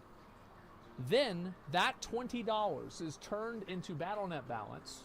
Let's assume it's turned into BattleNet balance. Now, you can't do that in Classic Wrath, but you can do it in Retail WoW, so just you know, for the sake of the conversation, let's just assume it's retail WoW. And I'm assuming they'll probably convert this in classic WoW as well. And you can then buy the services that are on, or sorry, the things on the Blizzard store for the retail price that they charge for them. So logically, if Blizzard is not making money on the WoW token, then Blizzard is not making money by selling anything on their store. Do you see what I'm saying? Like, I can't even imagine this. No? Okay.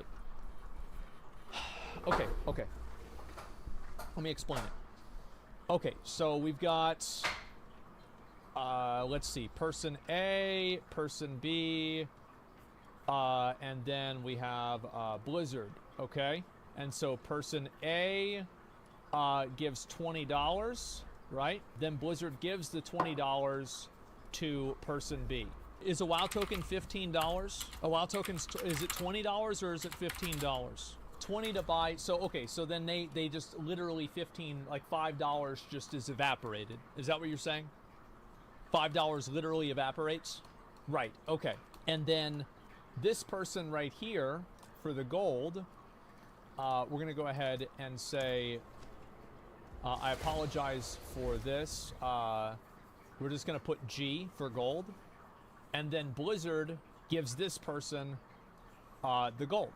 So this $15, where does this $15 go? It goes to whatever it goes to something that is redeemable on the Blizzard store, right? Right, something has to be redeemable on the Blizzard store in order for it to be buyable with the money that you get from a WoW token. So then you have the $15, and this is the Blizzard store. To say that the WoW token is unprofitable is to say that the $15 that you spend on the Blizzard store does not generate profit. And if it does not generate profit, it probably wouldn't exist. Wouldn't that also say the sub fee is not profitable? But the WoW token is not just the sub fee. That's only the case for classic WoW.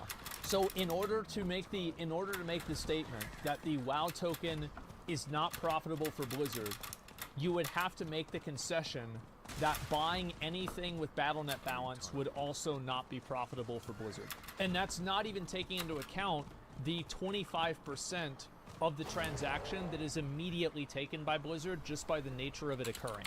So this is a minus $5. Doesn't make sense. Yeah, it doesn't make sense. It doesn't make any sense. He's now have this design make more money from less players, which unfortunately normally results in less quality player experience. This video was supposed to be about the dark side of classic WoW, an investigation into the industry of illicit practices in the community. But as you can see, Blizzard aren't exactly morally superior to gold-selling websites. With the inclusion of the character boost and the WoW token, their practices are literally just as predatory and exploitive as third-party websites. Furthermore, I don't think that Blizzard's practices are as predatory or exploitative as third-party websites. Third-party websites are infinitely worse, but what Blizzard is doing is not good for the game. They are aiding third-party websites, not mitigating them, by increasing a player's need to buy gold and allowing third-party sellers to reduce their running costs to better run their industry. Every single gold seller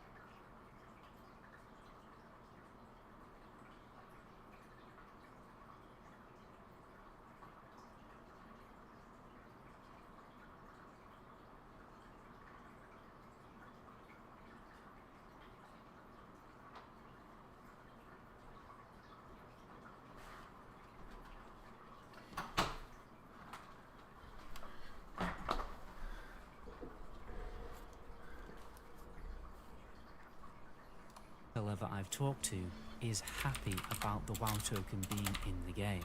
The terms of service agreement that they stand on. And another reason too is it muddies the water between who's buying gold legitimately and who's not. Is about as brittle as a politician's backbone. The true dark side of World of Warcraft isn't hidden away within some hidden mafia community operating in the shadows.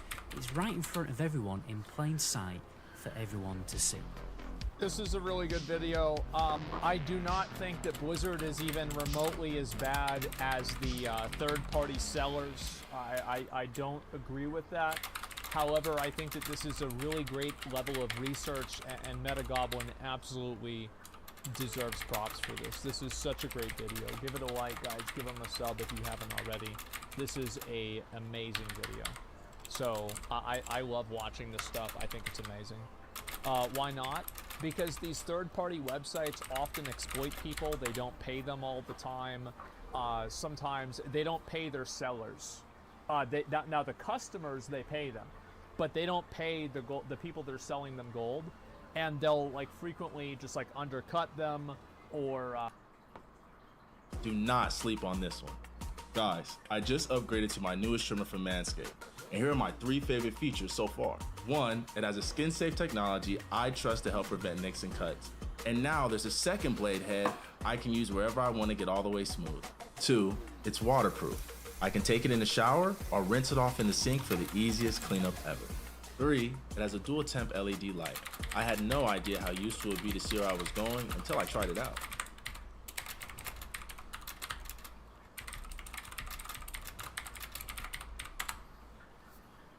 We gotta streamline these ideas. We need Grammarly. I've got your back. Oh, cool. With Grammarly by your side at every step of the writing process, you can nail your business pitch with confidence. So let's get going. Play a game where you don't know how much money somebody spent on the game by looking at them or by anything about them being in the game. That's what I want. That's the main thing. MMORPGs can at times be really fun games, banding together with large groups of players doing epic stuff like fighting dragons, sieging cities, and hunting down legendary loot to spike your dopamine. However, as someone that's been covering MMOs on YouTube for the past 8 years, I've realised that a lot of them have similar problems. Oftentimes when I'm doing my first impression pros and cons list, a lot of the cons for one MMO could be directly applied to another MMO.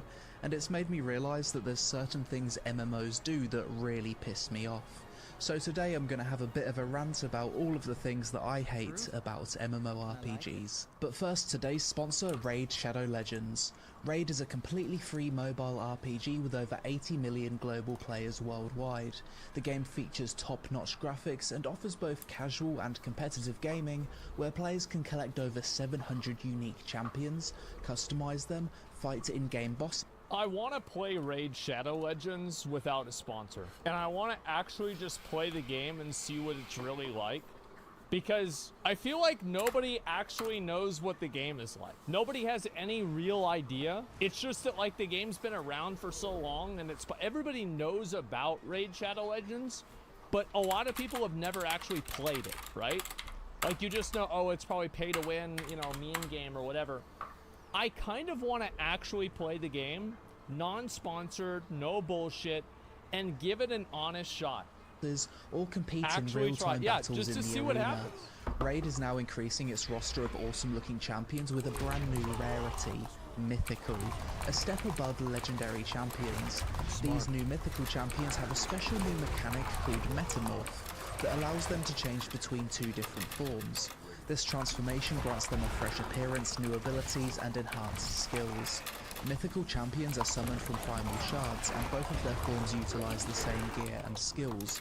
So make sure to check out the new update, and if you click my link or scan the QR code on screen, you will also get a free starter pack with a bunch more in-game loot.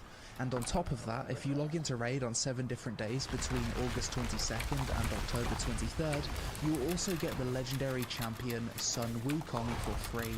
Click the link in the description below to download Raid Shadow Legends now. Inventory management and tedious looting.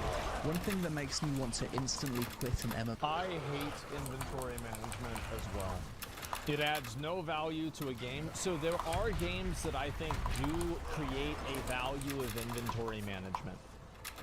Rust, Valheim, kind of, and that's about it that I can think of. Oh yeah, Diablo 2. With like the different, like, I think you can get like runes and like buffs you can put in your inventory. Yeah, charms. Yeah, so yeah, that matters. No, is if it becomes quickly obvious that I'll need to spend a significant amount of time sorting through my inventory, whether it be from straight up running out of space after a few minutes of killing mobs, or the game just bombarding me with useless items to fill up my bags that don't really need to exist. Some games do this to sell you more inventory space. Others do it because the devs don't play their own game enough to realise it's an issue. I've played some MMOs where you're also expected to loot every item from each individual mob kill, and I just end up asking myself why. Are the profits... Well, there's always... No, the reason why is that you have developers that put things into games because they think it's a good idea, and they never listen to any feedback from other people, except people that like 100% are like bought into the game no matter what. Generated from selling inventory space and pets, worth the game being so significantly worse with such design? I'm honestly not sure. Pets, I think that buying, like if you have a buy-to-play game like Black Desert, and auto-looting pets, I don't think that's a big deal. Maybe this is an unpopular take, but like if you have a game that's being continuously developed without people paying for it continuously, I think that a small, like capped subscription-esque service like the Crystalline Aura and Lost Ark is acceptable. I don't find this to be problematic or bad because I just view it as a softer form of the subscription that WoW has.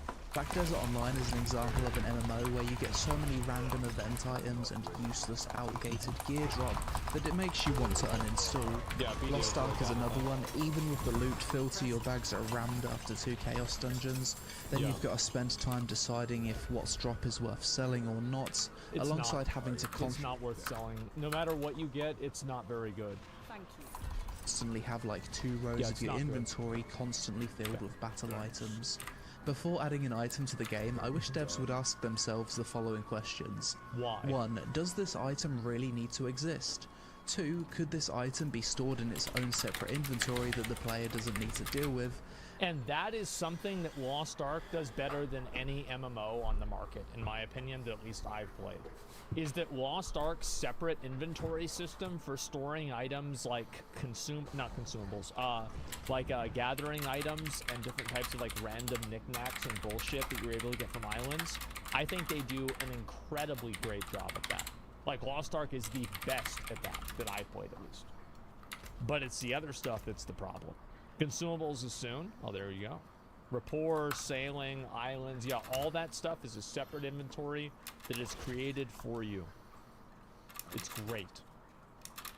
And 3, does adding this item take the player out of the gameplay to make a decision as to whether or not the item is useless and needs to be destroyed? Personally, I hate having to squint my eyes reading and spending time trying to figure out if the stuff in my inventory is useful. This is made easier though when games display an estimated value for the item right from the inventory, or do some kind of UI pop-up alerting me that I've received a rare drop that I should care about. You're a winner! Looting should be a dopamine spike and an exciting moment in an MMO, so games that fuck this up are clearly doing something wrong. I agree. Having to dig through external sources to search for a build. Let's be honest, almost every MMO nowadays requires that you go to an external website to search for a viable build for your class. I think that another big problem of this is actually a meta problem that MMOs begin at endgame. Because like classic WoW, you have people that do this, but it's probably more intuitive because number one, there's less knobs to turn, but the other reason is that it takes a long time to level up. Whenever it's like Lost Ark, you get the Express, Omega, Super, Mokoko, Fast, Power Pass, and you're going all the way up to 1490. Oh my god! And now you've got to deal with tripods, gems, weapon levels, skill points, fucking enchants, engravings, the fucking skill icon, the things that like empower your skills. You have to deal with the skills itself, the different abilities, how the awakening goes. You have the resources to use the awakenings, and you're learning all of this stuff within a matter of like hours of starting the game. Who the fuck is going to be able to do that? And it's like, yes, Lost Ark has a pretty good job, does a pretty good job at kind of creating like presets, but even the presets are overwhelming. And the problem why this happens is because people are thrown into these end games and these MMOs that begin at max level, and they skip everything else. You don't learn through leveling which abilities are useful and which ones play well, because you start at max level. That's why it happens. That's a big reason why it happens. It's not the only reason. MMOs are so imbalanced that not playing a viable build will either get you kicked from groups, not invited, or struggle to clear content. For me, I just want to get into the action as quickly as possible, so if I need to spend a lot of time digging through builds on Google, reading pages upon pages of information, then spend a lot of time in-game actually implementing said build through the UI, or buying 30 different components off the auction house, by the time I'm ready to actually play the game, I'm already annoyed. Yes, Why don't more fucking annoying, it is. MMOs just do us a favor and implement community-voted builds right into the UI, similar to what Dota 2 does? I actually don't think that's the solution. I think the solution is creating a game that's fulfilling, that teaches players throughout the game. Because I think that, like, how many of you guys have had the experience of whenever you're playing a new game, like, let's say in WoW, you boost a new character and you don't really enjoy the character whenever you boost it, because there's so much new stuff that it's overwhelming.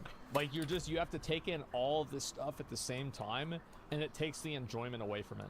Yeah, there's no attachment, you didn't earn these spells. I really don't think it's a good idea. I can see what he's saying. I think for something like Dota it makes sense, but for an MMO, I think this is a symptom and not a disease. And the disease is the fact that games started in-game and players don't have the opportunity to learn progressively as they learn the game in a natural way. Recrafters could receive rewards for getting a certain amount of upvotes, builds would be more up to date, and Fextra Life's legal view botting would be less effective. My man. Daily chores and time gates. A mistake we've seen quite a few MMO devs make over the years is implementing daily systems combined with time gates that make players feel like they need to work through a list of chores every day before getting to the content that they actually want to do. I can understand why devs think this way. I think that dailies in games are okay. I think the problem is whenever dailies become pseudo mandatory. Like, you basically have to do your dailies on a lot of these characters or a lot of these games because, like, they're like a massive chunk of progress. Like your first 2 Chaos Dungeons or your first 2 Guardians, and this is being changed, right? But like on Lost Ark is a good example of this, or like with WoW, like, you know, getting reputation.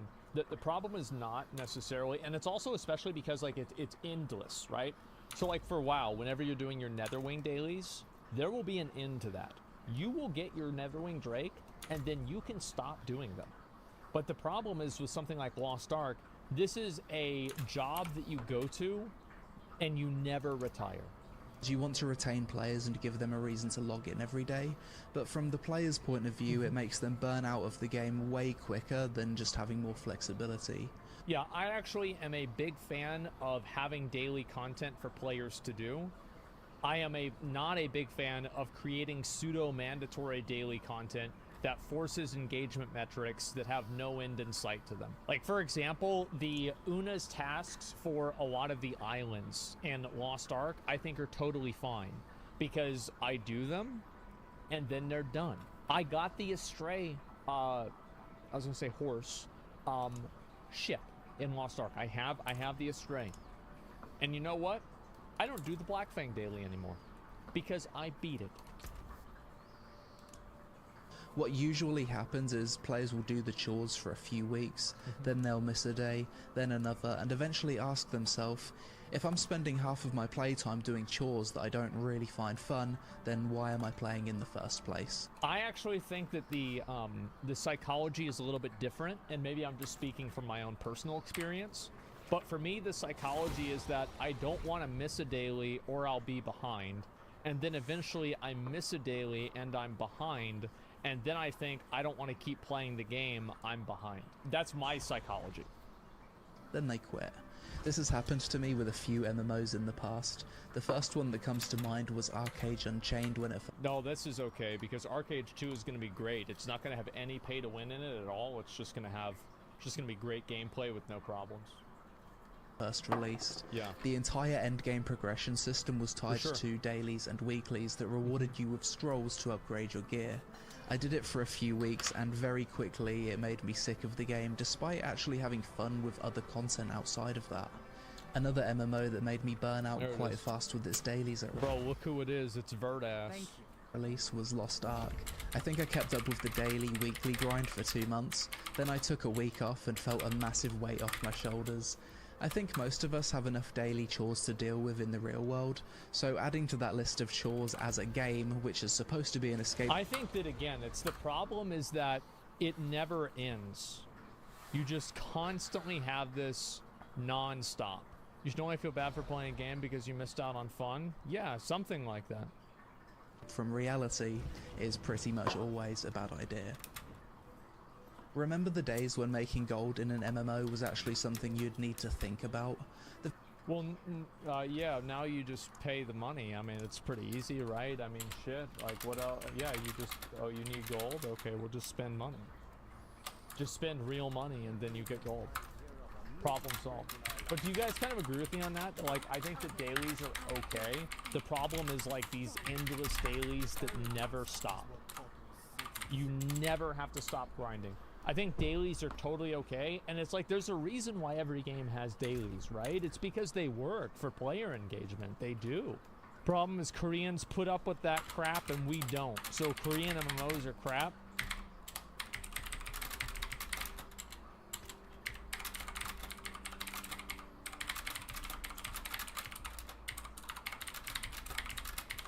I think that to an extent is sure, but like, you have to remember, like, Koreans are really upset about Lost Ark 2 for the same reasons. They were the ones that were mad. Remember, Smilegate did that whole apology stream in Korean. They didn't do it in English.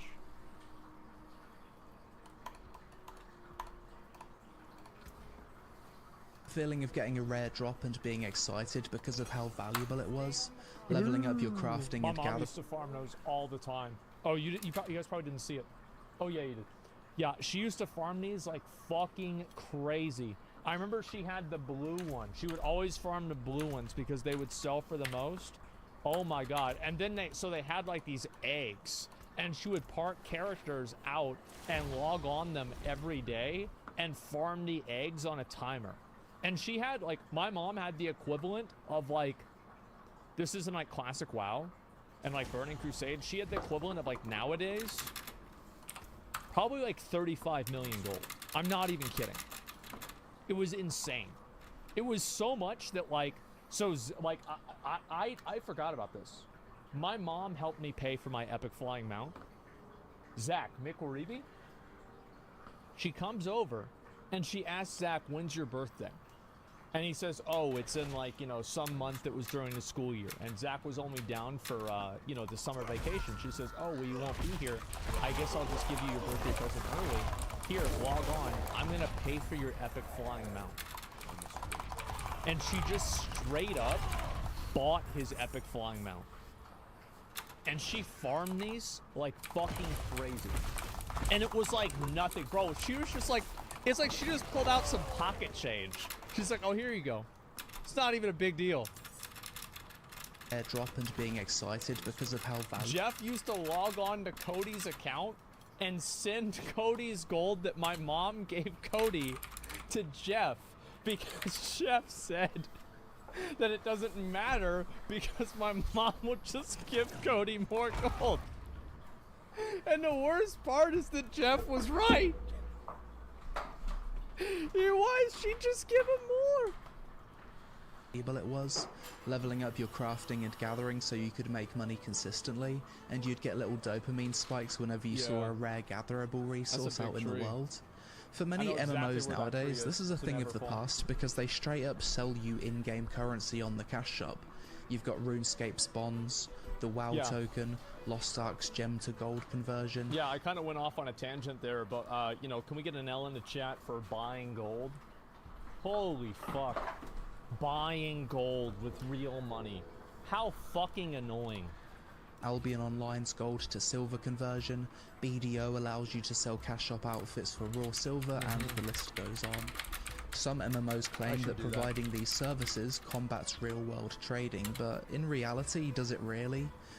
I think it probably does combat real-world trading, but for something like BDO, it doesn't, because you can't trade. So, and the prices are fixed on the market. So no, you're just doing it because you can capitalize on it. Me, if I see that an MMO is willing to undermine the integrity of their game, then I'd be more likely to engage in RMT, as I'd probably be getting way better value from the gold sellers anyway. Yeah, it's like at that point, you're not cheating, you're just playing the game more efficiently. You could argue that gold selling has always been a thing in MMOs, so why shouldn't devs provide this service themselves? The difference is that... What a stupid... Anybody that says that, bro, like... I think they should only be allowed to play Raid Shadow Legends. Like, they should not be allowed to play any other game. For most MMOs, RMT is against the terms of service, so you're basically putting your account at risk. For me, this is enough of a deterrent, so long as it's actually enforced by the devs. Yeah, so that's... He's not talking about Wrath of the Lich King. But now that most MMOs sell... And then you get banned for buying gold, not via WoW token, stupid argument. Well, what he's saying is, like, if you can buy a token... Like, basically, there are some people that feel like, I don't want to cheat in the game. But if other people can cheat in the game if they're rich, why is it fair? Why is it unfair? Sorry, what? Like, how is it fair that I can't cheat in the game because I have less money? You see what I'm saying? Sorry, it was a little confusing at the beginning. In-game gold is basically put a real-life dollar amount on every activity and item in the game. If you earn more than minimum wage, are you really going to spend 6 hours gathering and crafting to make $2 per hour worth of gold when you could just do an hour of overtime? And yeah, that's right. So you have people that live in Malaysia. They're the ones farming gold. And then you give them $1 and then they work all day. Problem solved. Buy your gold instead. Not only does having a dollar amount tied to everything you do in-game take away from the escapism of an MMO, but it also makes vast amounts of the game's content feel completely pointless, and this feeling only gets worse with the more money that you make IRL. If I was broke, I'd probably still want to earn all of my money legitimately because I'd have no other choice. Yeah. I'd get to fully enjoy the economy side of a game. But if I'm earning 6 figures, then that side of the game basically doesn't exist if an MMO allows me to buy gold from the cash shop or doesn't punish RMT. So how do you actually... It's punishing RMT. They just don't punish RMT. Fix this. There's 2 ways. Why did you do a raid for an ad for Raid Shadow Legends then? Why are you even asking that? You're in my chat all the time. You know why you did it. You did it for the money. It's an advertisement. What do you mean? They're paying him money. How's that even a question? What do you think? How do you feel? You feel smart typing that? What are you doing? 1. Not selling gold on your cash shop, and ban players either permanently or for 6 months who buy gold from RMT websites. Most players won't want to risk losing an account with thousands of hours of time investment. Number 2, straight up disable player-to-player trading and have an auction house with price limits like Black Desert Online. I think this is horrible. Any game that disables player trading because they want to reduce RMT, I would rather have player trading and RMT than not have player trading. Like any time that you don't have trading in a game, and especially because like this is the reason why, is like I go and I think about it like this. I think to myself, I am playing a worse version of the game because the developers don't care enough about it to invest resources into support for the players. And also, like, you can look at PoE. I think PoE is a great example from my perspective. Path of Exile has RMT. I went to a website one time and I was going to buy Exalted Orbs. I decided not to because I remembered that I wasn't a complete fucking bitch. But I thought about it. The truth is, a lot of people do. And I play a lot of PoE leagues. I don't play every single one. I usually do every other one. And I've never had that negatively impact my experience as a player. I bought 1,000 Divine Orbs and killed all PoE bosses in one day. Lamau, yeah, there you go. Basically implements BDO's trading system without allowing people to sell cashed up items for silver. Of course, doing this would probably be against the developer's best interest, as they directly profit from selling gold. They do. It also doesn't help that it's somehow become quite normalized for MMO devs to sell gold nowadays, so I can't see this issue ever going away. Multiple gear sets. This point kinda ties into my previous points about hating having my time wasted dealing and sorting through items and builds, but some MMOs require that you have multiple gear sets with different stats on them. New Worlds used to be really bad for this, but recently implemented a nice gear set storage system to fix the issue, and World of Warcraft also used to have this issue quite some time ago if you played a hybrid class like Druid, but later made it so changing spec changes your primary stats, which helped fix the issue to some extent. I think that WoW, what they have now is kind of fine, where like you have a lot of gear that swaps back and forth, but in order to get like the best trinkets, you've kind of got to get those specifically. I also don't think that having multiple gear sets is inherently a bad thing. For example, I think that the gathering sets in New World are great. I really like them. Like the idea that you have to get like a whole set of gear that helps you gather, you know, like mining or to cut trees down more, right? I think this is actually kind of a cool little like meta game. But the problem with New World with the gear sets was like it was the Bane and the Ward gear, right? Because you're farming 4 different sets of gear with the exact same stats except for one stat. I think that's super fucking boring. I do. I hated Ward gear.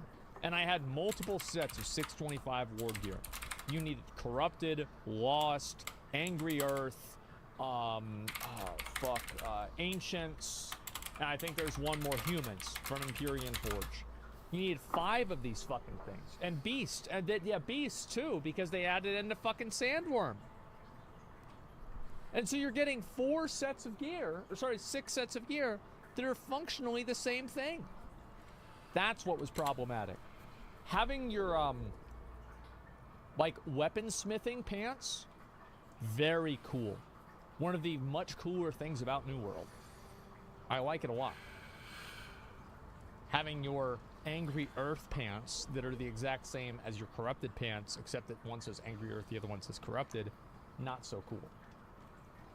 If you're an MMO that's designed with tons of different stats and multiple gear sets, you need to have some kind of system that makes storing, organizing, and switching between gear sets and builds as painless as possible. Which, to be fair, New World did do, but I'm not going to actually be fair because they created a problem and then sold you a solution. Because if this is ignored, it just takes the player out of the gameplay and has them dealing with tedious UI bullshit, as well as overwhelming them whenever they return to the game after a break. I also think that it really kind of depends on like what the type of gear is. Like, for example, frost resistance gear or nature resistance gear in AQ. You don't really need it. You can play around it. Like with the venom sacks, with different types of absorb potions, etc. The real problem with a lot of these gear sets is like if they are a binary pass-fail mechanism. Like everybody, for example, that was doing, let's say, I'm trying to think of like a good example of this. Weird ass thing outside. Anyway, you said sacks. I did. Neltharion Cloak. Yeah, Neltharion Cloak is actually a great example. Because Neltharion Cloak is a great example of a good type of gear set. Because you can avoid Neltharion. Because what you can do it through 2 different ways, right? you can not stand in front of the boss, or you can get behind the throne when Nefarian comes down. So there is a way to solve the problem. Quantity over quality questing.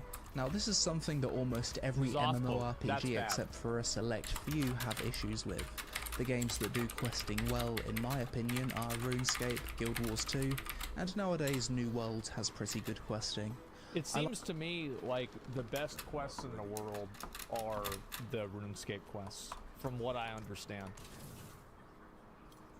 Like MMOs that have quests that take you on an adventure, Yeah. multiple steps, puzzles, exploration, sometimes with their own self-contained story. Yeah. What I don't like is going to a quest hub, instantly having my quest log filled with 10 quests. Half of those quests are completed Well, just you have your quest log filled with 10 quests, and you can only have 20 quests in your total quest log, but you're going to 3 different zones, so you have to drop this quest, and like, wait a minute. So are those guys over there or not? Let me try to remember. Yeah, it's just fucking annoying. by talking to an NPC, and the others are either one-step kill and collect or escort. Yeah. Sometimes less is more. It'd be better to have 10 quests that are memorable, rewarding and fulfilling than 100 quests that are completely matter. forgettable. Yeah. Types He's of right about quests that. that I specifically hate are talk to me quests, escort an NPC who's moving slower than your character's run speed quests, quests where you spend more time running back and forth to hand in the quest than engaging in combat gameplay.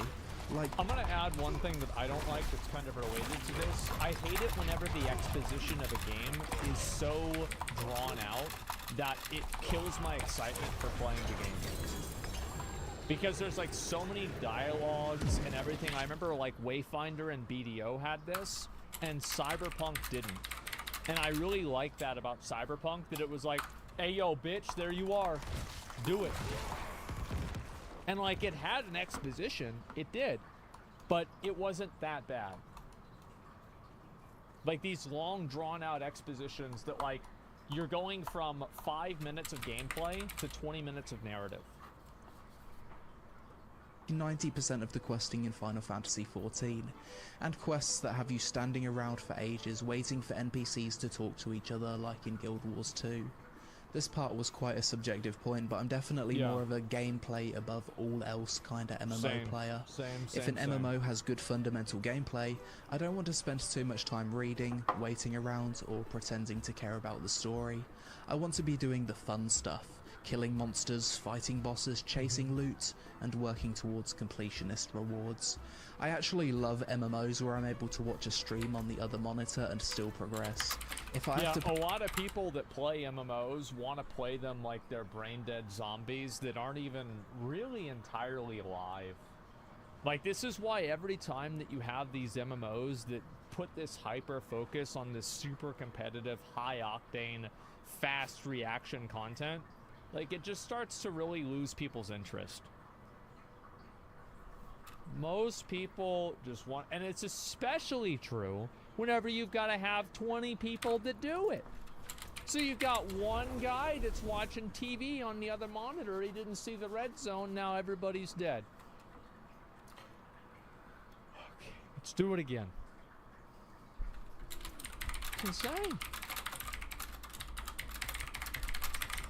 Pay attention to some fully voice-acted NPCs yapping to each other for 10 minutes about the nuances of the current political climate our faction is dealing with, then I start to get annoyed and will say things like, I wish these NPCs would shut the fuck up so I can play the game. True. Again, probably an unpopular opinion, but I wanted to get it off my chest. No, here's the way that you do it.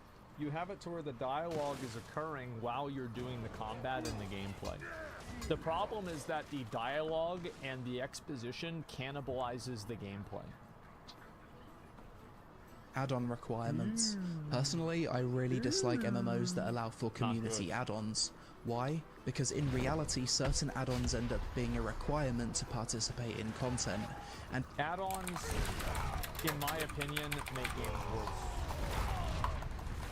Played WoW a long time. I think that WoW is missing a number of really big things because of add-ons. And also it creates another, like, you have to understand, do you remember the Dr. Disrespect thing? 7 TV, you know, what is that? Like, isn't that some like third-party thing? That's the way a lot of people look at add-ons. MMO players are oftentimes boomers. Oh, so you telling me I gotta download a program on my computer? I gotta download a whole so I gotta download this. I don't know what site this is. Yeah, no, I don't want to do that just to play a fucking son of a bitch game. Yeah, man. What do you mean I gotta download CurseForge? No, I don't want CurseForge. I want DBM. Bro, how is this so hard? I want Dudley boss mods and recount. Really, guys? I mean, come on. It's just crazy to me that people don't realize that, like, it just cuts off Dudley boss mods. Yeah. That's what it is. New MMOs don't have this problem. Yeah, I know. In some ways, actually take away from the intended gameplay of an MMO. World of Warcraft is a prime example of this. You're basically required to have multiple boss mod add-ons to raid, and they basically just... Like, look at that, bro. Like, look at, you need a cooldown for every single one of these. Look at this fucking shit. Oh my god. This is obviously a tank cooldown rotation for Algalon. You have to tell, like, so this is... You know what's so funny about this is this tells a completely different story. It tells the story of why you should never have a Death Knight tank Algalon. Because they need to be constantly fucking, like, you need all of these cooldowns on them. You have to put all this stuff on them. Bro, you just have a prot paladin tank Algalon. It's totally fine, and nobody's ever gonna die. Tell you what to do. Every time you come back to the game, you need to update all of your add-ons. You've got massive pop-ups whenever you log in. Yep. If the game has an issue that's worthy of critique, you'll get people dismiss your critique because the issue can be solved with an add-on. What a great It's just game. a mess.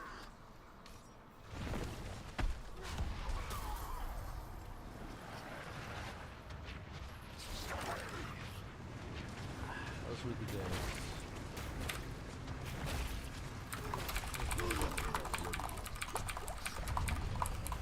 Also, imagine you're trying to get your friend into an MMO for the first time and you start explaining add-on requirements. It doesn't exactly sound good when you tell them, hey bro, so first you need to install this list of 10 add-ons from a download client which you'll need to create an account for and log into. Yeah, you have to make an account for CurseForge. I don't want to make an account to download a program to download another program. It's fucking ridiculous. Keep these add-ons up to date, and also once the add-ons are installed you'll need to customize them with some specific settings. If an MMO genuinely does need add-ons to be playable, then I think it's a sign that the UI designers have more work to do, not something that should be solved by the community with add-ons. Alt-unfriendly MMOs. There's not a whole lot to say about this point other than I really appreciate MMOs that are alt-friendly. Yeah, BDO does a great job at this. Final Fantasy does an incredible job at this if you consider other jobs as alts functionally, because that's kind of what they are. Yeah, I totally agree. I think having the ability to play multiple classes extends the longevity of an MMO, gives players more content and allows for more varied gameplay. I dislike MMOs that are designed in a way where you feel stuck playing one class and spec. Usually this is down to some kind of time gate being tied to progression. I remember disliking World of Warcraft Legion at the... I remember that, bro. Like, I remember we did this fucking fight. Oh man, dude, this shit was crazy. Launch of that expansion for this exact reason. Thankfully these days WoW is much more alt-friendly. Non-account... yeah, I think these 2 points are like the same point. I was about to say this. Wide completionism. This kind of ties into my previous point about alt-friendliness, but I hate MMOs that have completionism systems that you're happy to do once, which don't carry over to alt characters. Things like map... Oh shit, sorry. Completion, hidden item collection, achievements, and so on. Imagine if Lost Like, Ark... World of Warcraft actually does a really good job at this. Like, the World of Warcraft completionism meta stuff is very good. didn't have account Okay, was that? progress. You're able to collect all of the Makoto seeds on each character. If you re-roll, you need to get all of the island souls again. You lose all of the horizontal progression skill points. You lose all of your card collection Oh my god. Bro, he don't even have Light of Salvation 18? Jesus. Bro, he's probably only spent like $5,000 on this game. Yeah, somebody's not getting into a raid. Somebody's not even getting invited to normal mode. progress, the game would feel awful. For the most part, I think if something can be account-wide, then it probably should be. Yeah. Autoplay, AFK... Yeah, I 100% agree on that. I think that, like, as many things as possible, like, this is going to be a super controversial take, but I think that World of Warcraft would be better if all gear was account-wide. Do you know why? Because sometimes I want to play a Death Knight, and I think it'd be cool if I could just put my gear on a Death Knight and play a Death Knight. That's why. And that's literally all it is to me. I don't care about, like, any of the other stuff. I earned the gear. It's not like I didn't get the gear. Yeah. Why not? Okay, gameplay. Thankfully, most PC MMOs aren't designed this way. However, there's a few Korean MMOs that are quite heavy on the AFK autoplay gameplay. I will say that for Throne and Liberty, they have completely removed the autoplay astral hunting feature. It will no longer be in the game, and the combat has been completely redesigned. You know why? It's because the day that this game went public, NCSoft stock dropped 10%. Money talks.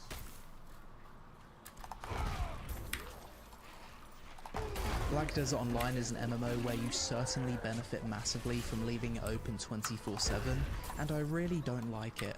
The main reason to AFK in BDO is that closing the game causes your workers to stop working. You can also AFK fish and process for hours at a time too, allowing you to make way more money long term than someone who actually closes the game. Throne and Liberty is another MMO that was supposed to... I think that it would be okay if you had stuff like that, as long as you could assign your character to effectively behave in a certain way while you're offline. You know, it's kind of like how, remember in Pokemon, where, like, you could put your Pokemon in, like, the training facility and they would train your Pokemon, and then you'd come back, you'd forget about it, and come back and it's like, oh, what the fuck, he's, like, level 37 now, right? So, the daycare, yeah. Like, that's what you should be able to do to your character whenever you go offline if you want to have a feature like that. Here's my concern about AFK gameplay. Is that if something can be done by autoplay, AFKing, why does it exist? Like, what would happen? Like, what if you just took it out of the game? And that's really what it comes down to, right? Is like, why not just take it out? Like, if only the only thing you have to do for fishing is you just click a button and you fish. Well, shit, like, that's not hard at all. Like, okay, like, why you do it? Because it's cool. Yeah, like, what is this? Like, it's like you're creating a solution for a problem that, because you need a solution for it, like autoplay, it gives you an indication that maybe what you're trying to solve is something that you should just get rid of entirely. It's also demand it creates on the server. BDO is horrible lag forever because everybody's logged on 24/7. I had that with BDO. I like the idea, like in BDO, I really liked how everybody was online fishing. I actually like the spectacle of seeing all of the players online fishing. However, I think that the gameplay that it creates is stupid. Released this year, which was pretty much completely designed around autoplay. It's like it shouldn't Thankfully, even the devs seem to be changing the game quite a bit, and the recent updates to the combat are somewhat promising. The reason I hate autoplay gameplay is that just having it in the game makes it a requirement to keep up with the gear curve. Yeah, exactly. Like you have to do it. Additionally, if the game has an extremely high gear ceiling and the majority of progression is designed around AFK, then how is a player who starts playing 6 months post-launch ever supposed to catch up with someone who's been AFK? AFK for 6 months playing a game non-stop. From day one. I think AFK gameplay adds nothing. You know to what I should do? I should purchase a large amount of stock in like another number of like computer components companies, like you know, like Nvidia, and then I should develop a AAA MMO that has autoplay that is massively graphics intensive, and then make it to where it burns up video cards really fast. That way, it creates a need for people to buy more Nvidia cards. You see what I'm saying? Right? It's like you've got the circle of life here. The Primogen, thanks for the raid, man. I appreciate it. What up, boys? Hey, how y'all doing? Fuck, I'd play it. Yeah, true. Yeah, thank you, man. The game, and only serves as a system in which devs can use to pad player retention stats, or add things to the cash shop to make that AFK grind more convenient and efficient. Right. Ugly user interfaces. Not much to be said here, but I hate MMOs where half of the screen is UI, and there's so many different UI windows popping up that I need to interact with that I end up getting lost in menus. So basically any game, so there is a direct correlation between microtransactions and menus. The more menus a game has, the more microtransactions it's going to have. That's just how it is. Personally, I like having a nice, clean, minimal user interface with a lot of functionality for customization, especially if I'm playing an MMO with good graphics. Yeah. A good UI will display information clearly, not invent pointless systems that don't need to exist in which you purely interact with it via a UI menu, and be easy to navigate. A bad UI will have multiple pop-ups as soon as you log into the game. Oh, surprise! Did you click on the login reward? Okay, did you click on the seasonal login reward? And did you click on your new player login reward? Okay, good. Now you have to go to your menu and check on all your auctions and go to your inventory. Okay, there's the new player inventory too. And then you have to check on your bank inventory. It's like, what the, bro? Like, oh, Fever Time and Lost Ark bonus rewards. Check Mary's shop. Maybe you could spend more money. It's like, bro, I gotta lay down. Incoherent theme with different colours and animations that distract you from the gameplay, very little customization, no option to hide the UI for screenshots, as well as getting in the way of gameplay, such as not being able to move your character whilst opening the inventory or map. New world. Do you remember whenever I said you should be able to move while opening your inventory and people said it would ruin the game? Well, it turns out I was right. And you can, in fact, move.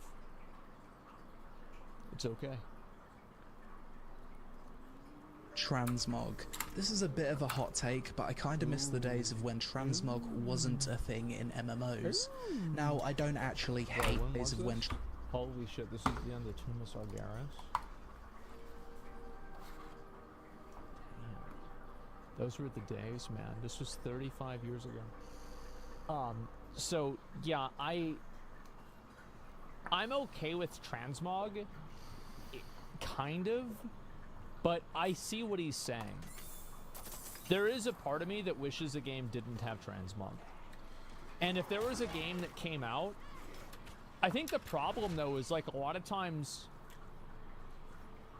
the sets that you get aren't really that cool. Like, I think having no transmog is great whenever you've got a set like tier 3, right, of like Nax, but it's not so great whenever you've got Throne of Thunder Warrior set.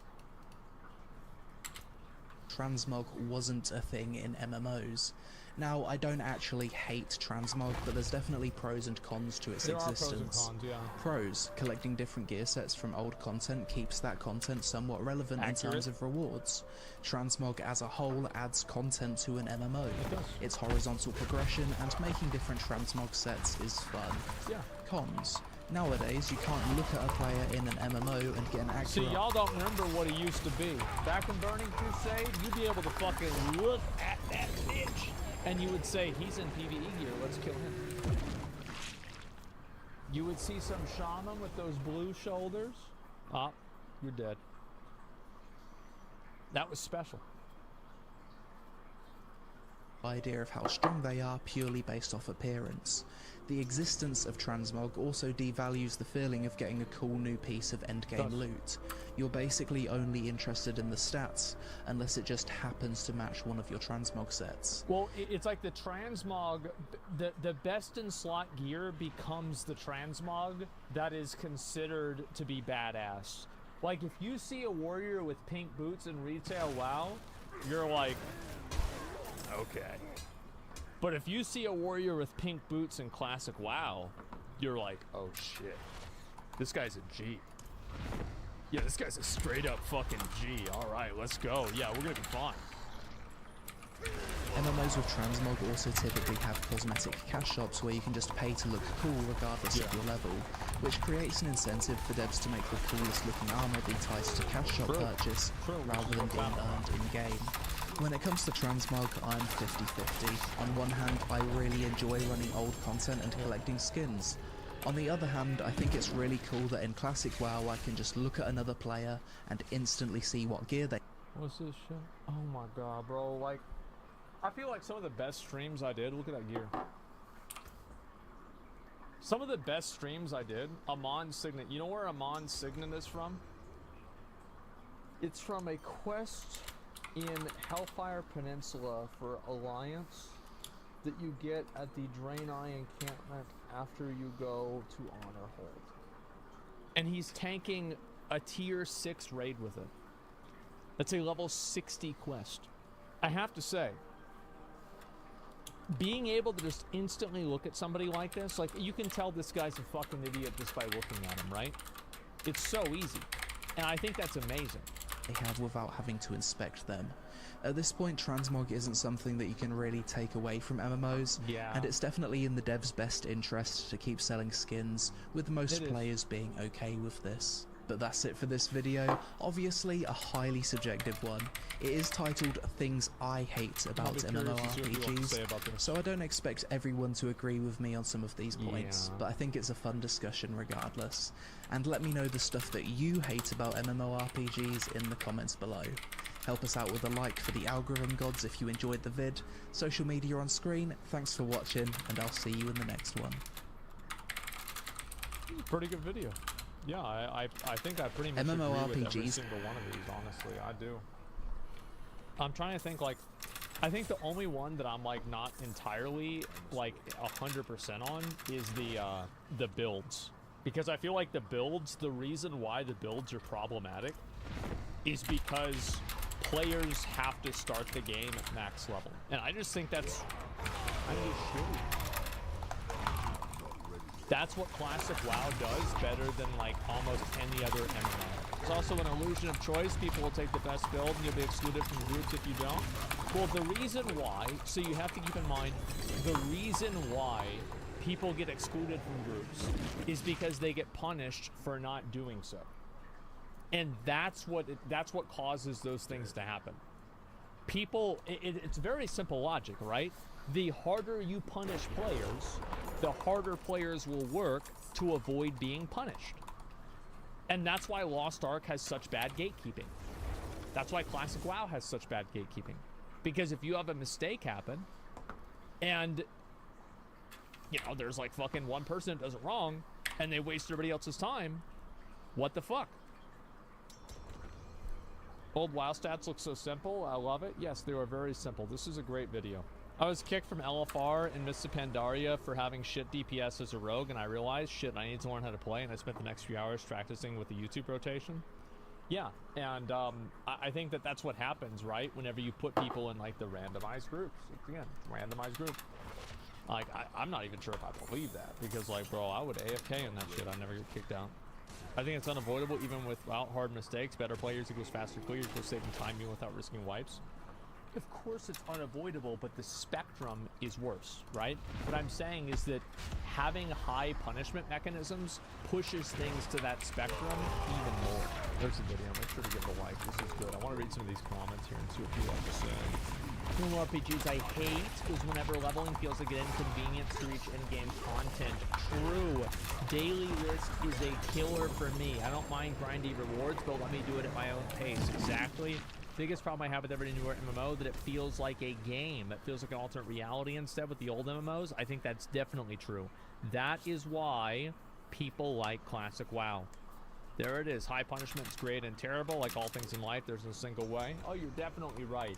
I think that, again, whenever you assign punishment to a group of players based off of what one individual does, it does create a culture of being hyper fucking aggressive with not allowing players to make mistakes and avoiding players that could make a mistake. That's what happens. Extremely underrated feature from AQW. I don't know what that is. It's having one account and equipable classes. Yep, that's something that, what do you call it, Final Fantasy has. Then Classic was really cool to know a player's entire history through a single glance. Yep, that's right, man. That's right. Adventure Quest Worlds. I've never heard of that. Yeah, I think this was such a good video. I hope more MMO developers see stuff like this. There's the video. Pay to win is basically a way to monetize cheating. Yes. I'm not ready yet. You're right. That's exactly what it is.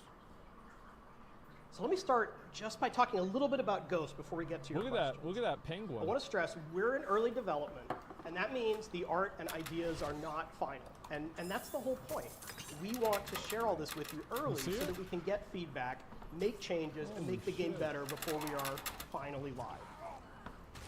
We think the right way to tackle a project as big as an MMO is to be careful about where and how we innovate. We think this is a risk when you try to innovate too much. That's what leads to a MMO with a dev cycle of 10 to 15 years, and ain't nobody up here wants that. Ashes of creation. We're gonna be really careful where we do innovate. A great example are, several of us came to World of Warcraft, and we love WoW's Dungeons & Raids. We don't think there is a lot we need to do there differently. We'll put our own spin on it. It's a different game, it's a different IP, but overall we're not gonna spend a lot of points innovating on things. That's fine. Just do it like Classic, though. Adventuring, like going out into the world, doing quests, kind of figuring out where you're supposed to go next, has not aged super well, and we think that is a great opportunity to innovate. That's true. So I want to talk a little bit about that.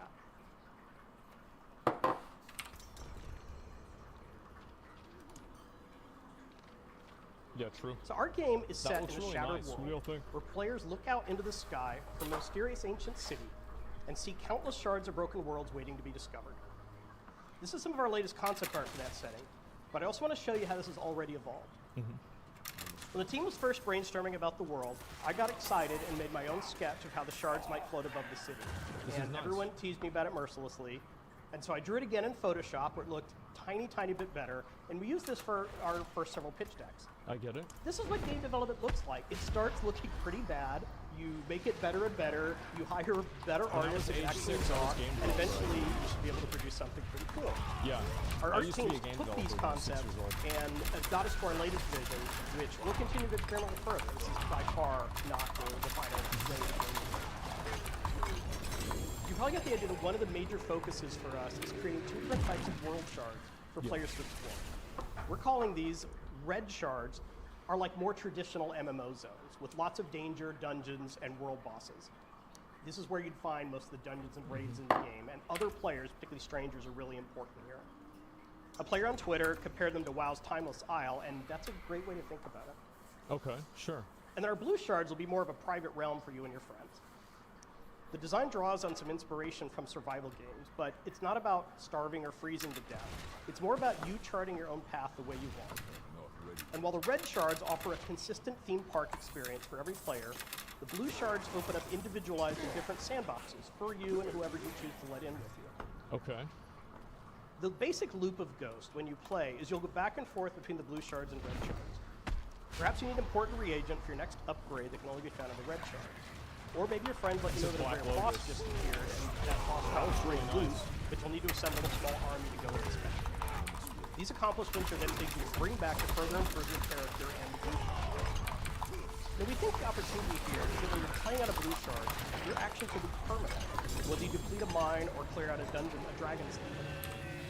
You want to build a village for you and your friends. There won't be random players walking through to mess up the experience. I think there should If be. you want to set up a guild versus guild PvP shard, you won't have to worry about random arrivals later on causing an imbalance. But without random players, you don't really have an MMO, right? So the red shards are where you get that massive multiplayer experience that we all love. Yeah. Now, it's easy to talk about world shards in a way that sounds really dry or even disconnected, and honestly, systems designers are really good at doing that, which is why developing the world of Ghost is really important to us as well. Our goal is for Ghost to be immersive, mysterious, and worthy of your time and investment. Okay. We take inspiration from everything from Elden Ring to D&D's Planescape. Great. Because we want the world of Ghost to be a Ring, fresh though, right? take on the fantasy genre, we're experimenting with a lot of different types Especially of creatures and Elden races Ring. you'll encounter. And that work even carries into class design. We want to have a lot of classes, and while you probably won't find something as basic as warrior or mage, some of the classes will be familiar, and then some of them will honestly be a little weird, like this room. I think they should just use We hope everyone warrior create and mage. characters and find classes that fit the playstyle they love. It's like But they don't also want to core reinvent the idea wheel, playing but now they're doing it. So experimenting with the different classes should feel rewarding and not like you're falling behind. Our classes are organized into different factions, and these factions are working secretly against each other, sometimes with each other, to determine the future of the city. The factions don't limit who you can play with. This isn't about preventing you from playing with your friends. They're just there to give the classes some depth and motivation to help drive our narrative. Got it. You can see here some visual exploration of one of our earlier factions. But I want to stress, not every faction would adopt this art style, and there will be a gamut from dark and serious to cute and silly, and probably even dangerous. Oh, bro, look at that. That's badass. So with that, we'd like to get into some of your questions, and I want to introduce one more member of the team. John is our biz guy, and he is going to be our MC for today. Hey, John. Hey everyone, so I've nominated myself responsible for reading the questions out to the team. It must be so awkward we'll for start him with to be the first only one, person Brian. that's This not one is sitting a down. heavy-hitting question, but it was one of the most upvoted. So, how will Pink asks, will there be Pinks in your game? And if so, how many? Towel the Tank. He was well-liked. Towel the Tank. I know who that is. Yes, there are certainly going to be tanks in our game, but I think we want to look at and revisit what tanks mean to the group in terms of gameplay. Right? What do they do on a second-to-second basis? Does the boss always have to be hitting them or their tank buddy? Could it just be that there are key moments where the tank needs to be there to defend? You know what I want to team see tanks against a be like? Huge attack. Or is Gunlancer it possible that in Lost Ark. there's just a big guy in the That's group a that, new like take we on see tanks. Marvel's Endgame, that the Hulk's got to match up with the big brute That's what I wanna of see. Thanos' crew there. So just trying to find, and explore different options there. And that could mean that we have, some tanks that are in melee as they traditionally are. Maybe we have pet class tanks. Maybe we have ranged tanks. Okay. I don't know. It'd be cool to hear what you all think about those types of things. And when we do experiments and explore that, have you try them and see what you think. I think that's something that you evolve into. Thanks for the great question. Yeah, Thanks, that's what I Brian. think you evolve This next into. one's for you, Shanti, from Ritzadet, Like with who pets and asks, shit. will the game's story, world, and inhabitants treat each player character as if they are the Great hero? question. Holy Great shit, question. good question.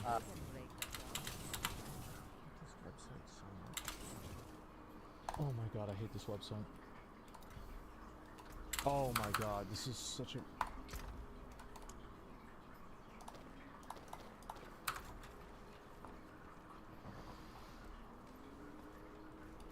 What we're going with is something much closer to... I'm so sorry, guys. Where you're part of an elite crew, an elite group that has powers greater than the average NPC or civilian you see on the Sure, screen. okay, that's fine. This gives us room to introduce NPC characters, develop their arcs alongside you, and kind of have it feel like, you don't have the entire burden of the universe on your shoulders. You have others to bear it with and adventure alongside. That's good. I think being an adventurer is the good thing to do. All right, next question over to Candice from at XMadson. What is the reason for having blue shards and red shards? It seems like blue shards are their own survival game base builder. Can't this exist in the red shards or vice versa? I think the superpower of our game is in the blue shards. And when we say that you're going to play blue shards, it could mean that you're just playing one blue shard for the entire season or the entire expansion, just like building and decorating your base and killing monsters and stuff like that. But it can also mean that you're playing several blue shards. You could play hundreds of blue shards or maybe even just dozens. The idea behind blue shards is that we're always going to give you a lot of variety. So we love exploration. We love the exploration element of survival games. And since these blue shards are kind of generated just for you and your party, we can always throw some cool, like, wacky surprises at you. Like, what if it hailed razor blades and you had to keep shelter nearby? Or what if the world was just slowly crumbling around you and you had to, like, collect as many resources as you can and get the hell out before it falls? So one is like the exploration angle. Two is the shared progression. We love shared progression in survival games. So things like upgrading your crafting bench so that everyone else can use that crafting bench, and like submitting your recipes to it, and like that sense of community that you really only get in survival games.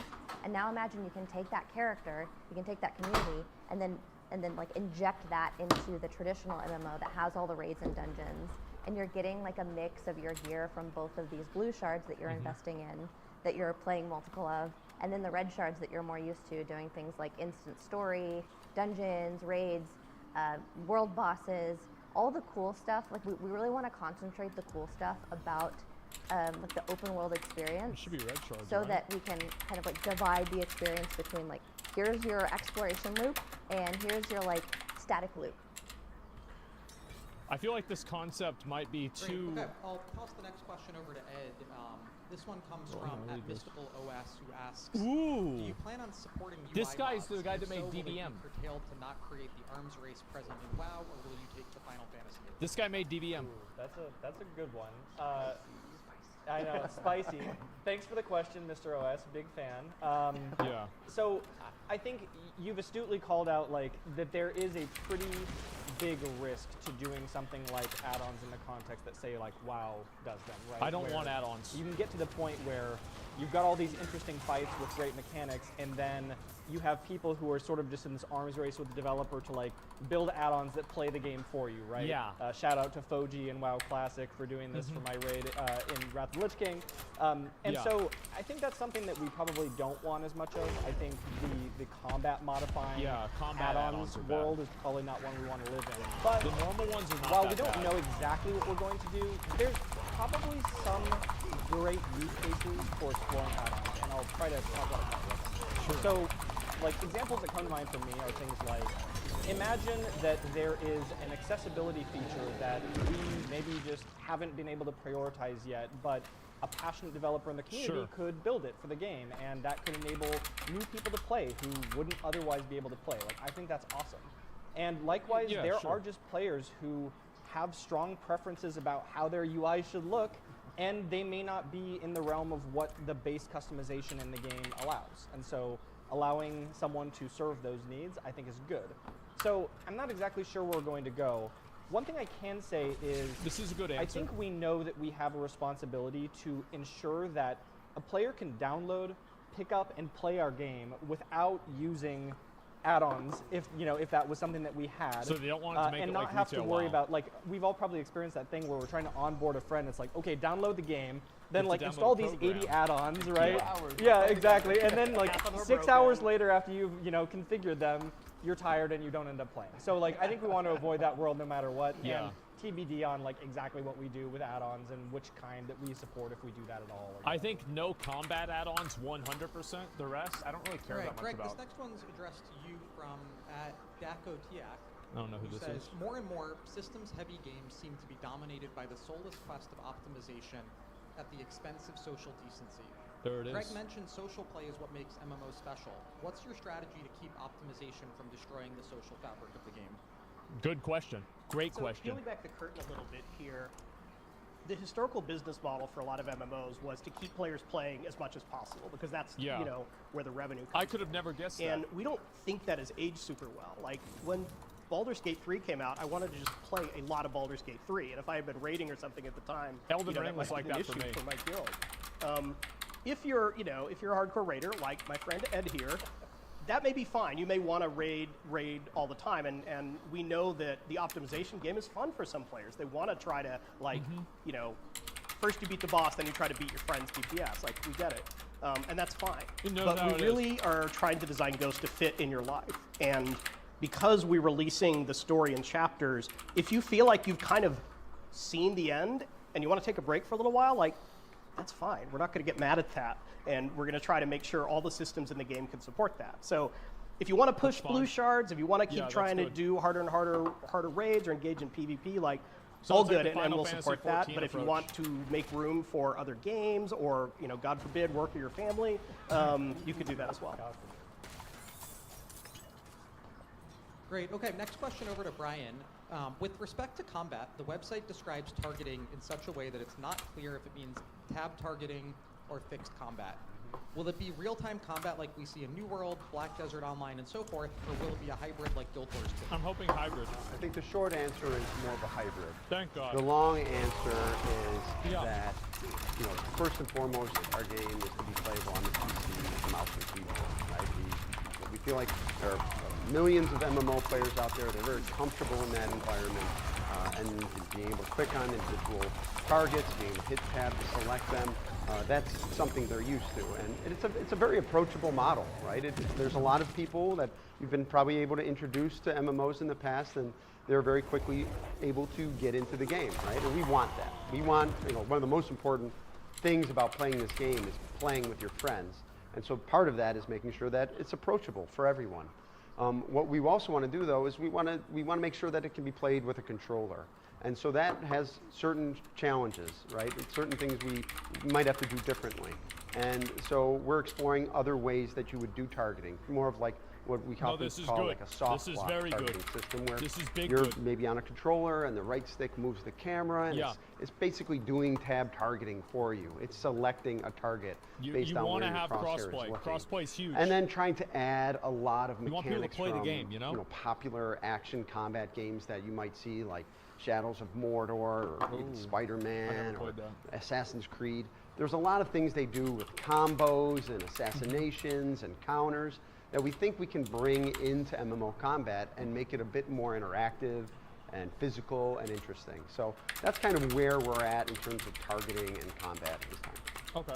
Yeah, I think, you know, you brought up controller, right? And I think, like, we've been exploring just on the team already, like, how can more fine-grained targeting work with a controller, right? That's something that we would need to have, even if we otherwise had tab targeting. So there's stuff like that I think we're already digging into, which is exciting. And I don't know, maybe we'll share it with players online or something at some point and get feedback and talk about it, because I think that'd be really fun to do. That's why big games get popular, like Minecraft. You know, one of the greatest challenges we've talked about is healing, right? So how are you going to heal on a controller?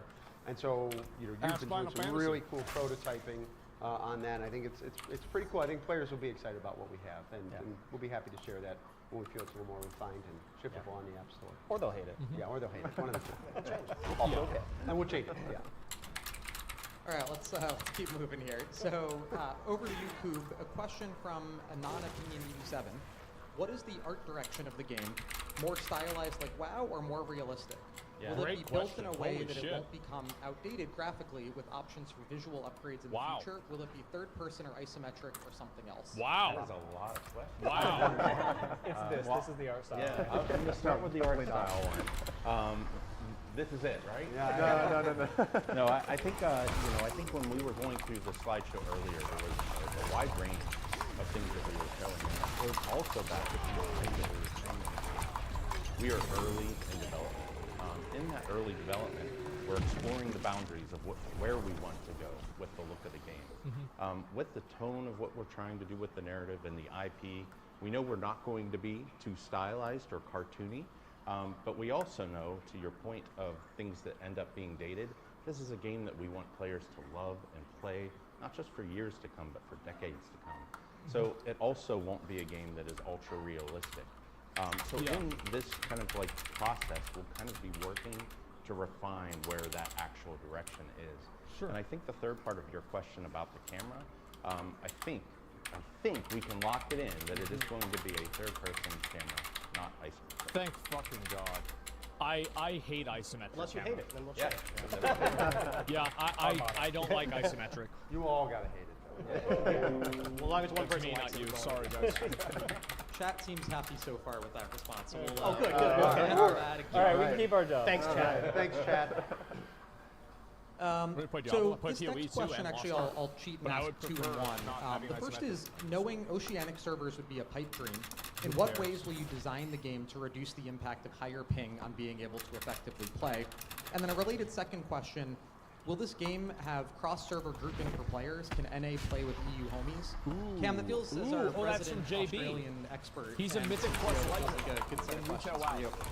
Yes, no, I love this question because I'm an Australian and growing up in Australia and wanting to play MMOs when they first came out, it was really hard. I don't know if he's and so Australian. I He doesn't use profanity didn't play MMOs for a really long time. And so I can really empathize, and it's really important to me that we actually solve this. I think the combat that Brian described actually can make the game quite latency friendly, and so we can have players playing with each other from all over the world. I don't think it's the right answer to just say we'll have oceanic servers. I think the right answer is to make it so you can be part of the worldwide community. And so that also goes to the second part of this question, which was about how easy is it going to be to group with friends. It needs to be easy. Like one of the core tenets of our game is that you can play with your friends. And so if you then had to do like some kind of weird transfer or play on a different server or not have your characters, that would be a pretty terrible experience. And so we're pretty committed to that. The exact server model we don't know yet, but it'll be very friendly to playing with your friends, playing with people in other countries, and for like, you know, latency tolerant connections. I hope chat likes that answer too. Maybe allow people to join cross-server for like blue shards, but not red shards or something. All right, let's switch it up a bit and start taking some of the questions live from chat too. 100 Fists asks, how do you avoid falling into the procedural generation traps that so many other games fall into? True. Want me to take this one? Procedure generation like AI or just like soulless random games? Probably can't answer fast enough. I don't know. I'll answer it both ways. We're relying a lot on variability and random generation for our blue shards, but we take a lot more inspiration from, I mean, several of us worked on Age of Empires, which has random maps, or Civilization. Those are not procedurally generated in the sense that this guy made Age of Empires too. It's just a bunch of empty fields, and maybe the field is green, or maybe it's brown, or maybe there's a bush. Like, we want to make sure these maps are fun to explore, and that you see cool things on them, and that adventuring is fun. Sometimes procedural generation creates like a soulless experience where you have a great quantity of places to explore, but none of them are that interesting. That's the exact opposite of what we're going for. We want the experience of starting a new blue shard to be really exciting because you don't know what you're going to find, and it could be very different from anything you've seen before. Go ahead. Yeah, and also to add to that, I mean, you'll find things like side missions, you'll find things like recurring characters. We have a lot of tricks up our stage to make it feel like it's still one contiguous world. The other thing that we're exploring that could make it feel really cool is like giving the player a modicum of control over their blue shards. So it's not just like randomly procedurally PoE. generated, this is what you get. What if you could do things like adjust the difficulty? What if you could do things like adjust the season, or How can you change even that and then let bigger people take things like resources that? out Like, of it? what if you could turn on rules that let you turn on PvP permanently and kill other players and loot their bodies? Like, we want to give you so much control over this thing that it feels like you're breaking the game. Now, does that mean that you can just crank the difficulty to easy and like get all of your gear? Probably not. We're going to control the things that you need to get, the scarcity of resources, stuff like that. That's on the red shards. But when it comes to blue shards, we really want to let you play your way, and we want to get pretty freaking radical about it. And so I don't have anything to show right now, but hopefully we get to do some more deep dives on what blue shards actually are, because I feel like we've really only scratched the surface on what we want to do with these blue shards. And so, like, yes, long story short, we hope that they don't feel soulless because you have your own spin that you can put on them, but also because the stuff that you do in your blue shards is not going to be soulless. You're going to be creating a community with your friends. You're going to be, narratively, you're going to be uniting this shard with like the rest of the world. You're like saving fragments of a dying world. And there's a lot that I could talk about that we probably can't get into in the AMA. I'm very sorry, but we're very passionate about it. We have a lot of ideas, and we hope that you'll like them. And also, we're hoping that we'll get your feedback along the way. Put the game out. Let us ruin your game, and then you'll know what's wrong with it. The sooner that people play this, the better. All right, so we heard it here first. It will not feel soulless. That's great to hear. So let's. We're just going to start rotating back and forth from live and the ones that are social. So A question that was submitted earlier from Roover was, really excited to see some of the crew back together again. I'm having concerns about the game being backed by NetEase. I understand the game needs to make money, obviously, but NetEase makes me think of the MTX and Diablo Immortal. Will this be similar?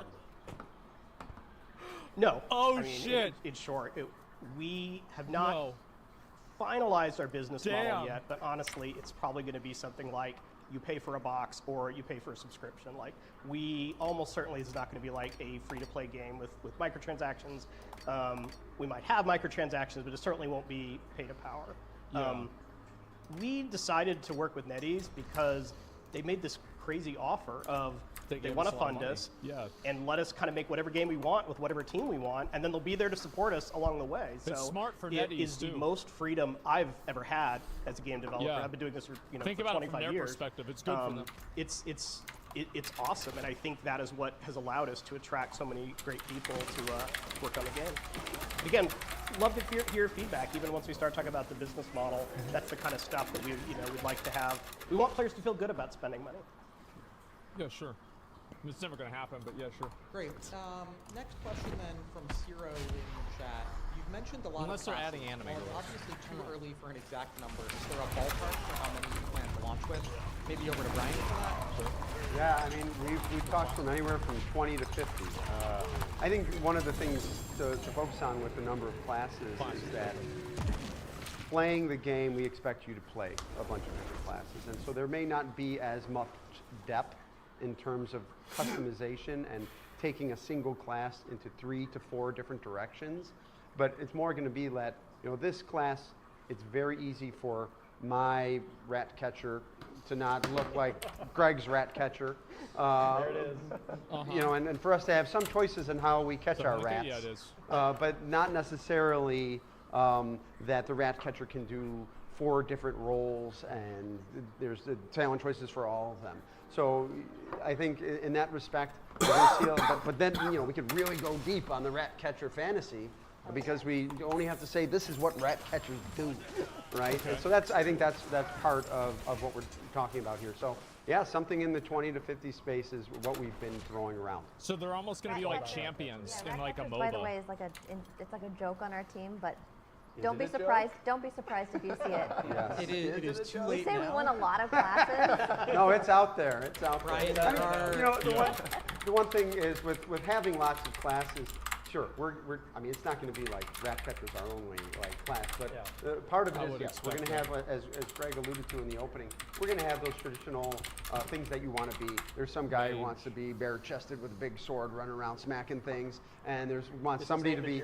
Yes, exactly. Yeah, Bajira will. Maybe if he's out there now, and sure, there'll be somebody in a long robe who wants to cast spells, and we'll have roles or classes for those types of people who want that fantasy, but we also want to do weird stuff. So, yeah. And I actually might be worth mentioning a bit of the Make a controversial jester point that class, we don't like want all Dark classes Legacy. to be able to do everything in the game. The game will end up that'd be feeling cool. homogenized if we have 50 classes that all do the same stuff. And so we're looking into putting time and energy and effort into classifying people as like certain kinds of DPS roles. Are you a 2-target sustained? Are you like a multi-daughter? And really making those classes feel really special. And if we have that in mind from the beginning, we can do things like make sure that our raids and our dungeons and our world has a good enough spread of those kind of DPS profile necessities that it's not just that, oh, these mages are the best because they can also do like instant burst and they can AoE. Yeah. There's going to be like a good mix of encounters that are going to call for those different DPS profiles, so you can always feel good. And honestly, even if you don't feel good, it should be really freaking easy to play an alt. And so maybe it's not unheard of that you can just swap to your alt in the middle of a raid. I mean, we really want to reinvent. Just do it like what Final Fantasy. alts feel like. I think many of us have Just do it like suffered in Final games where Fantasy, we want to please. play alts, but there just isn't the systems and the support to make it feel like it's a good use of your time. And so from day one, we talked about how can we make alts feel good in our game and make it feel like an organic, natural thing you can opt into to try a lot of these classes. Yep. So if you want rat catcher, get in the comments. Yes, yeah. Upvote the rat catcher. You definitely won't be an elf rat catcher. Uh-oh. Is that the Spoilers. next question? That's actually a great question. Transition, Candace. And the good news, you all can't see this, but we have people theory crafting their rat catchers now. Someone named Awesome. theirs Charlie. I love it. Yep. So Hey, we have a name. it's going to happen now. Yeah, I'm sure the Discord is up already. So, Shanti, I think Candace's comment is a good question. We have not launched our game. We've not shown gameplay yet, but at Nary 5th is perhaps the first player that we've already lost. They write, no elves. You can't do this to me. Do you have a response? Yeah, that's kind of weird how I said no elves. We want to develop this game with players from day one. It's why we're all sitting here, cracking jokes and trying our best not to spoil anything. Yeah, sure. Over the coming years, we will say things that aren't clear. We'll try features that end up not working out. There's going to be and that's just kind of that looks like part of the journey that we want to take you upon. So in the spirit of that, let me clarify the elves comment, because this is one of the first things we heard was players were like, but I love elves. We do too, actually. I can't remember the last game I played a human in, if there's any other option to play other races.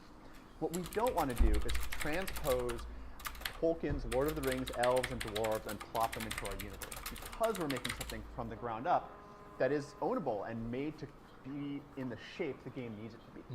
So we're going to have some great races. They're going to call back to a lot of the fantasies and the reasons people like elves, like dwarves, but they're going to have our spin on it and be ownable for our IP in a way that we think you're really, really going to like.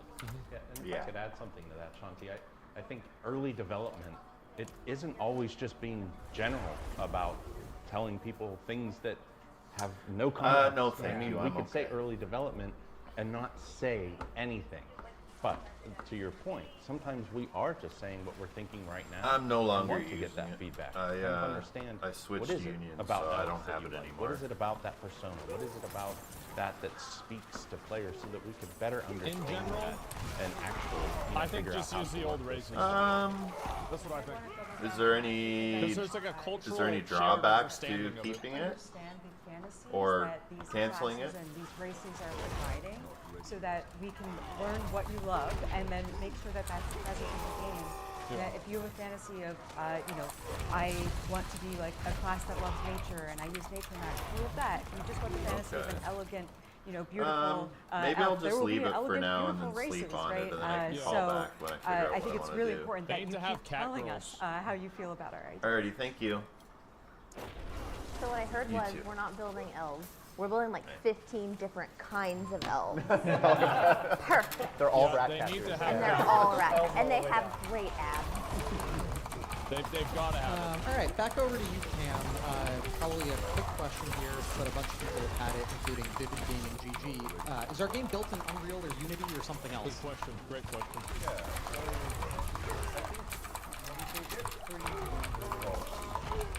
Building a custom engine. But if I said to Greg, hey, just give me 5 years and I'll get a triangle on the screen, that probably isn't going to fly. And so we're going to start with Unreal. Unreal is a great engine. It is not an MMO engine in a box, and so we have a lot of work to do, and we're happy to take on that work and to make a great MMO. But we wanted to start with a great engine. Unreal is a great place to start. That's what I'm going to do. That's smart, yeah. Awesome. Thank you.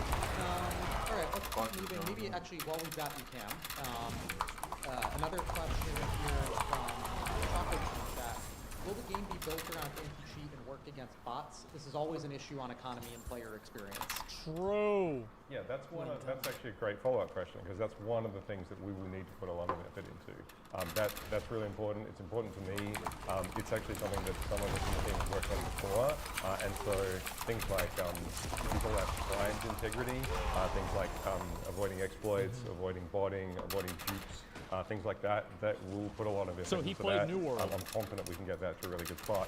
And the other side of that is actually content integrity. You don't want, like, I actually hope our game gets big enough that there'll be data miners trying to like sneak into the files and work out what it all means. But like, we don't want that to spoil the game for people. And so we make sure the content is also protected. If we've got a big story moment, or even if we want to just hide for gameplay reasons, like what is this upcoming boss mechanic, then we want to make sure that we put enough like content integrity tooling in place that can't get spoiled and that can't get data mined. So that stuff's hard, but I'm confident we'll be able to do a good job of it. Yeah. I think Cam, data you're doing a mining great is job generally answering a questions. bad I'll thing. just give you another one.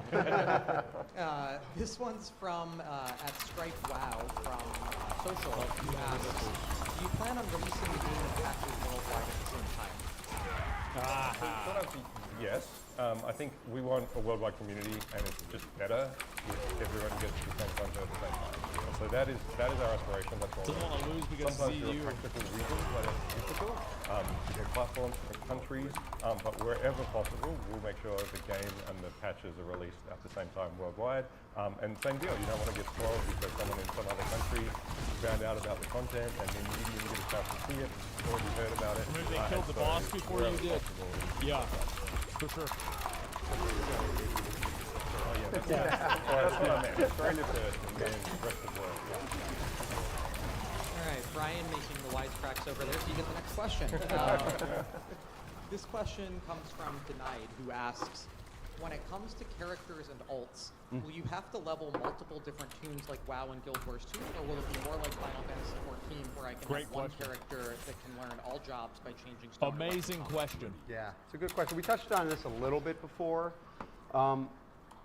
I think we believe, RPGs, it's a lot about creating a character, and your class has a lot to do with the identity of that character. And so we do want character and the classes to be tied together. So if you create a character, it's going to be that class, and that defines it. You customize it, you make it look that way. But we also want to have this ability to progress through alts, to play a lot of alts. And so your progression will probably be more about you, the player, than necessarily your individual character. There's a balance there. It's a tricky problem to say, how much do you make time investment worthwhile so it feels like you made this character more powerful, but at the same time is not a hindrance to you making multiple characters. So those are things we're always discussing. We're going to find pain points. We're going to hear from you on what you think makes an alt worthwhile. But yeah, our plan right now is to make characters and classes tied together, but also to make it pretty easy for you to switch classes. A roster system I would be very happy with. One of the things that we really like about the Final Fantasy model is like how easy it is to swap back and forth in classes, and how much sense it makes. Like, oh, I have this different weapon now, and now I'm this different class.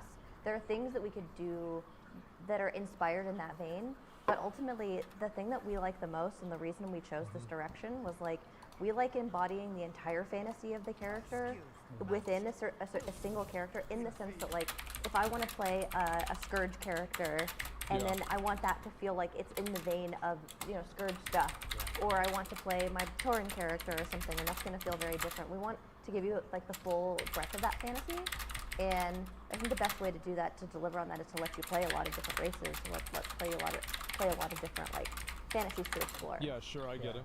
I remember Shanti and I had some conversation about this at one point. And I would agree with that. We were just joking around, but it was like things like, how do your characters interact with each other? Like, maybe you have a base and like you can go in and your rat catcher's doing the dishes or something. Yeah. And you can like, it's like grab stuff out of their inventory or like do whatever. Like there may be creative things that we can do and explore that just make it feel overall always better to have more characters than worse, or like you're juggling things, and did I do my dailies on this and whatever. So And it was actually kind of hard to say that, because we're a little bit afraid of promising things that we can't deliver on, right? Like, what if we can't make 15 different races at launch, or what if we can't even make 4 different races at launch?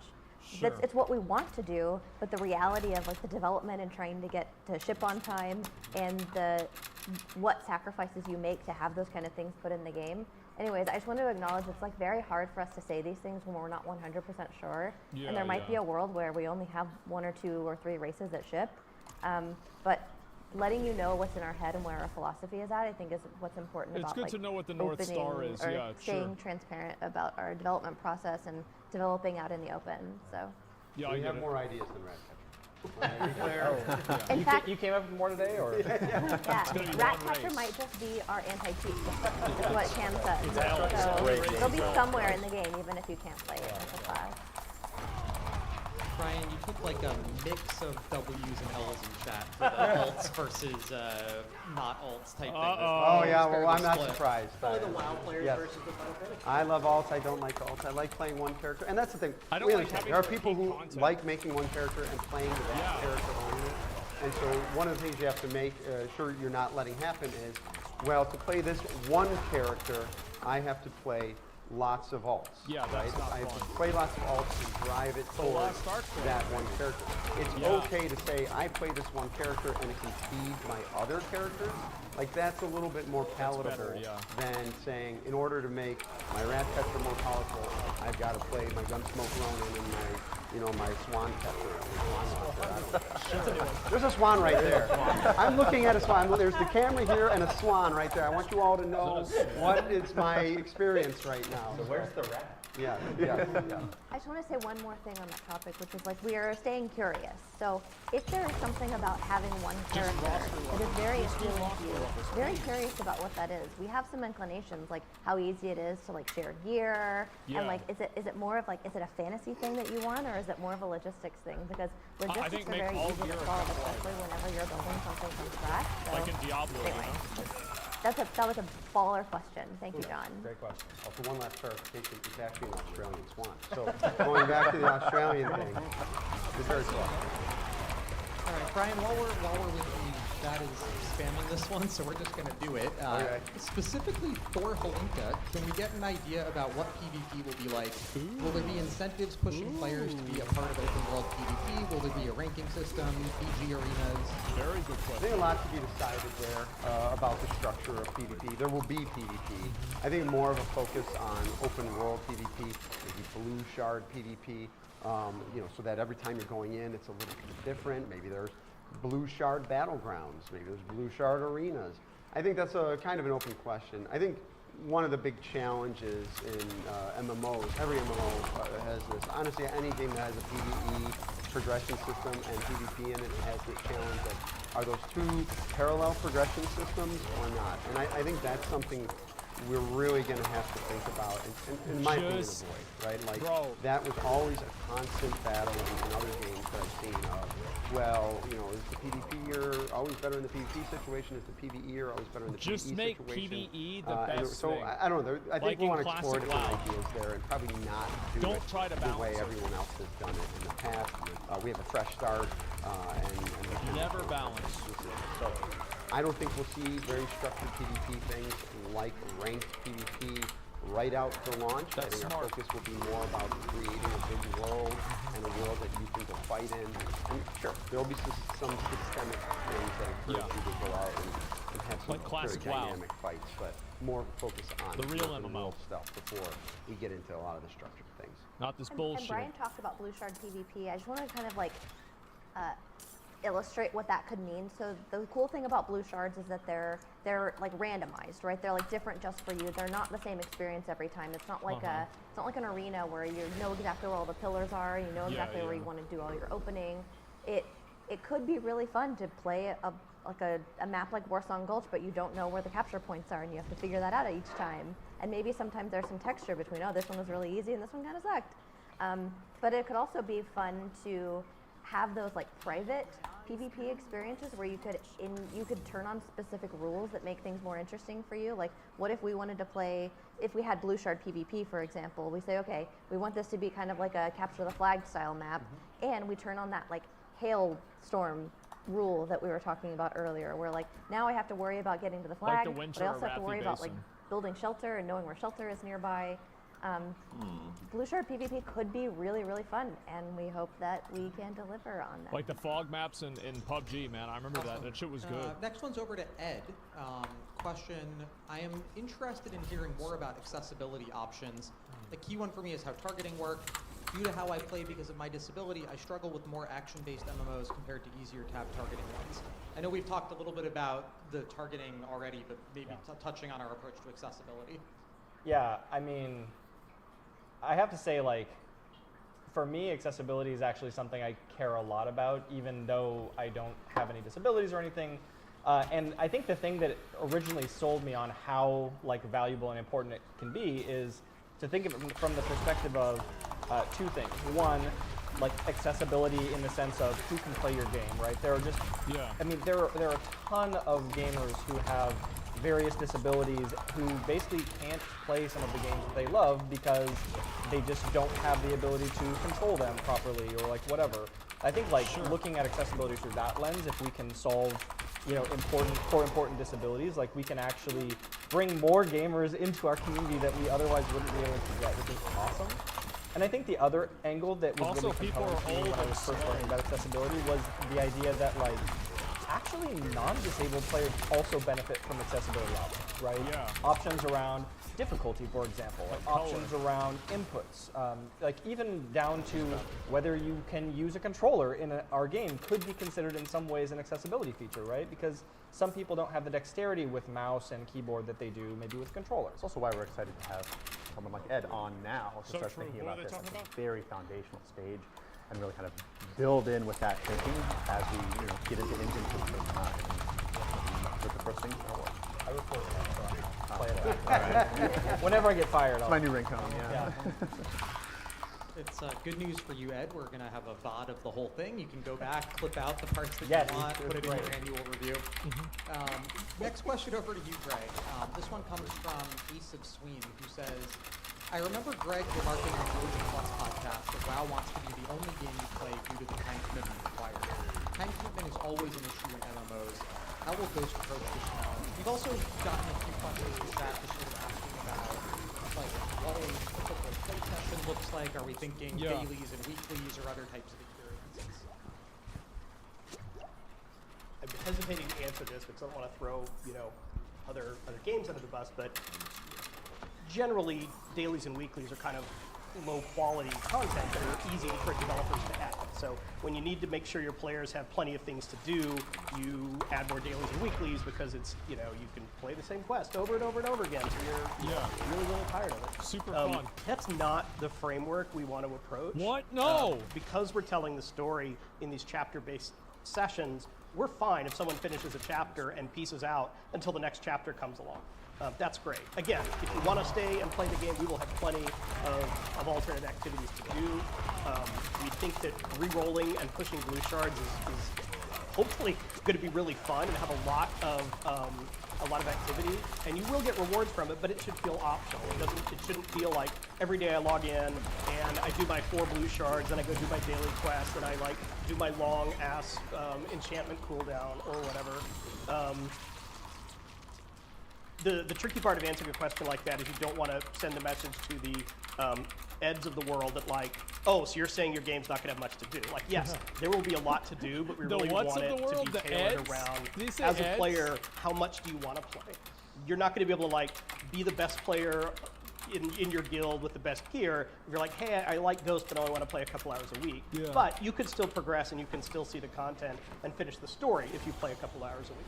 Ed's a grinder. Ed's an I idiot. wanted to highlight Yeah. one of the points that actually me and Christina were talking about. Christina actually blew What'd my you mind say? the other day because we were talking about gameplay loops, core loop, why people come back to the game, and one of the things that we were tackling was like the weekly reset model in MMOs and why they exist, and staying curious about like all their better alternatives. And so if we wanted this game to fit in your life, one of the things we could do is say, yeah, there's no raid lockout on raids. And like at first I was clutching my pearls because I was like, well, why will my guild log in every week? What will we do? But I think there's better reason. Like if you wanted to quit our game happy and full of gear because you've seen everything and then come back whenever we give you something else to give you, that's way more preferable than like you're leaving money on the table, you're leaving loot on the table if you don't clear this raid every week, if you don't finish all of your dailies. Like this is what we mean by fitting into your life. If you want to finish the game and move on, that's okay too. I think they should We're do hoping what's that we like give you a lot of equivalent to a stuff so rested you bonus. don't like finish very quickly, or at least like you have optional things to opt into. But yeah, what's a world like where there aren't any cooldowns on raids, like loot blocks and stuff like that? Would you have to redesign the meta of the world first race? Why, yes. Are we already thinking about this? Why, yes. Good question, sure. And this is also like why we need your feedback. Like, what is it? If we were to do things like remove raid lockouts, why does that scare you? Why does that excite you? Love to hear more. Yeah, I think one of the biggest I think people challenges burn that themselves we're going out to try and without figure raid out lockouts. is we I don't think it's a good want idea. the game to fit I think into they your just make it lives. to where like you We get know how rested. important that is. We know you have busy lives full of other things to do, but also we respect how meaningful it is when you've played a game for thousands of hours. And you want to be able to say, hey, playing this game for thousands of hours is very meaningfully different. My experience, my progression, you can see all the love and devotion I put into this game. So that's something I think we're going to be spending a lot of time talking about in the coming years, how to balance those two things, because they're both important to us. I think it's just stopping players from burning themselves out. Another question that came in beforehand, and also a few people have asked in chat. That's what's scary. Probably around the studio's approach to AI. At Rekma asked, how much do you intend to use advancements in AI? Can that help make worlds and NPCs feel more alive or more interactive?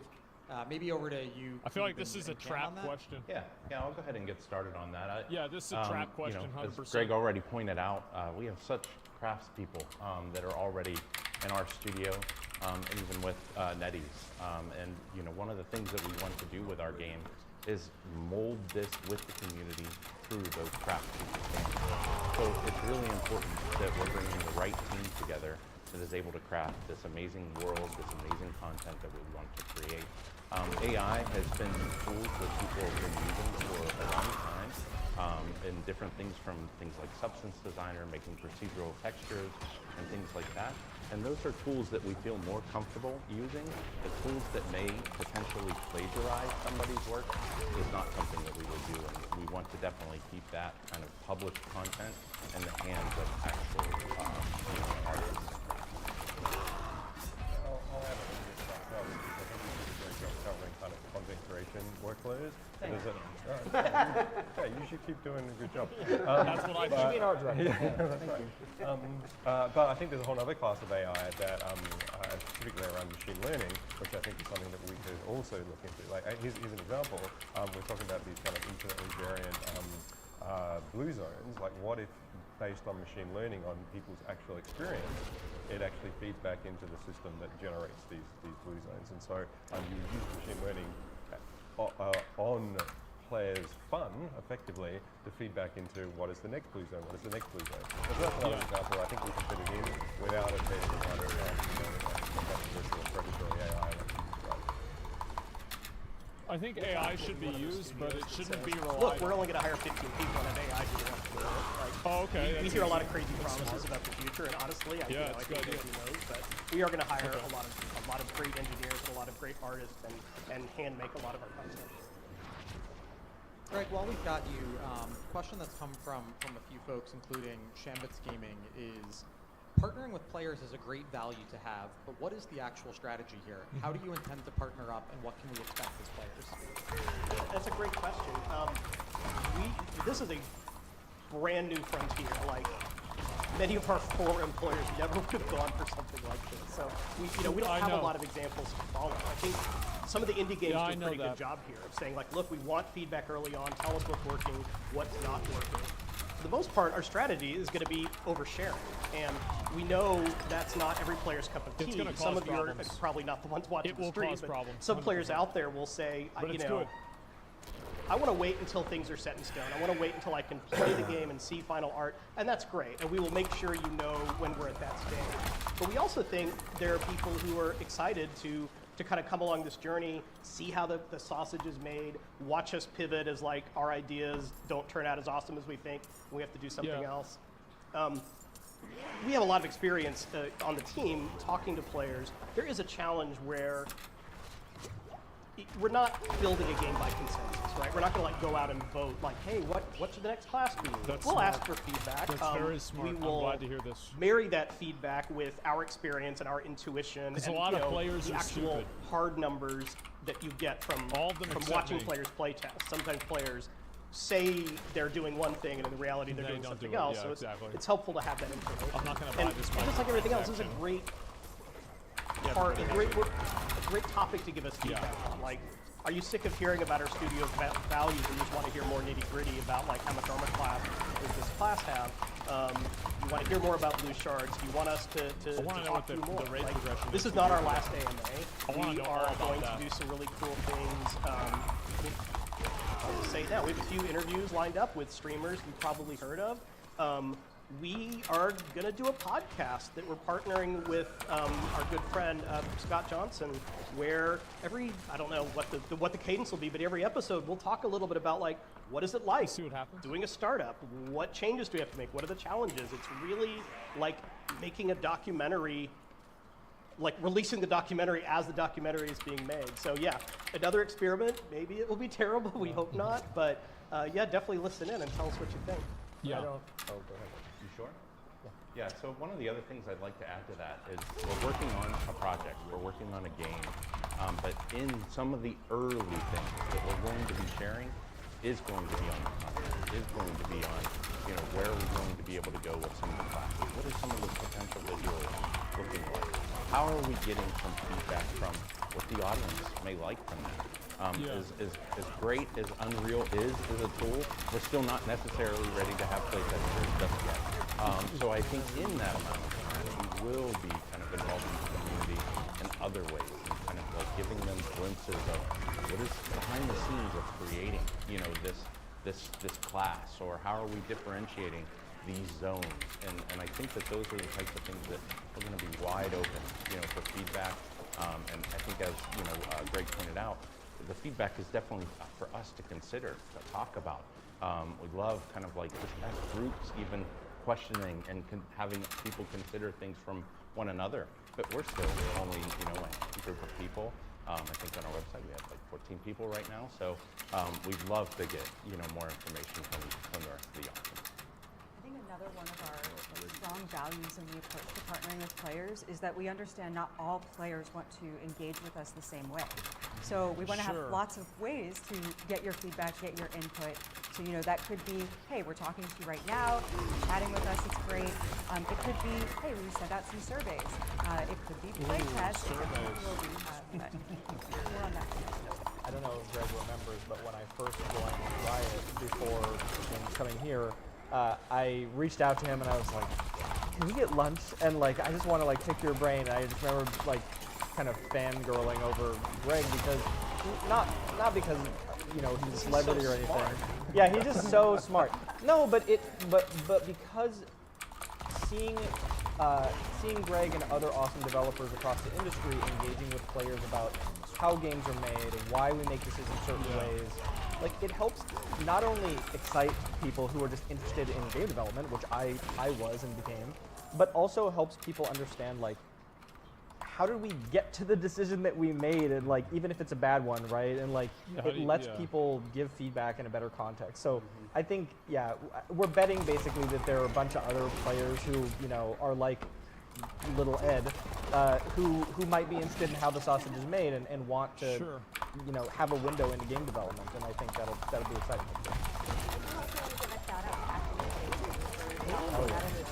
And I think that is a good place to start. That's like they're kind of pioneering the path when it comes to that. And the reason that they're doing this is because they're crowdfunded and they treat players as their stakeholders, right? Like we're going to show you this update. They're going to be super out in the open.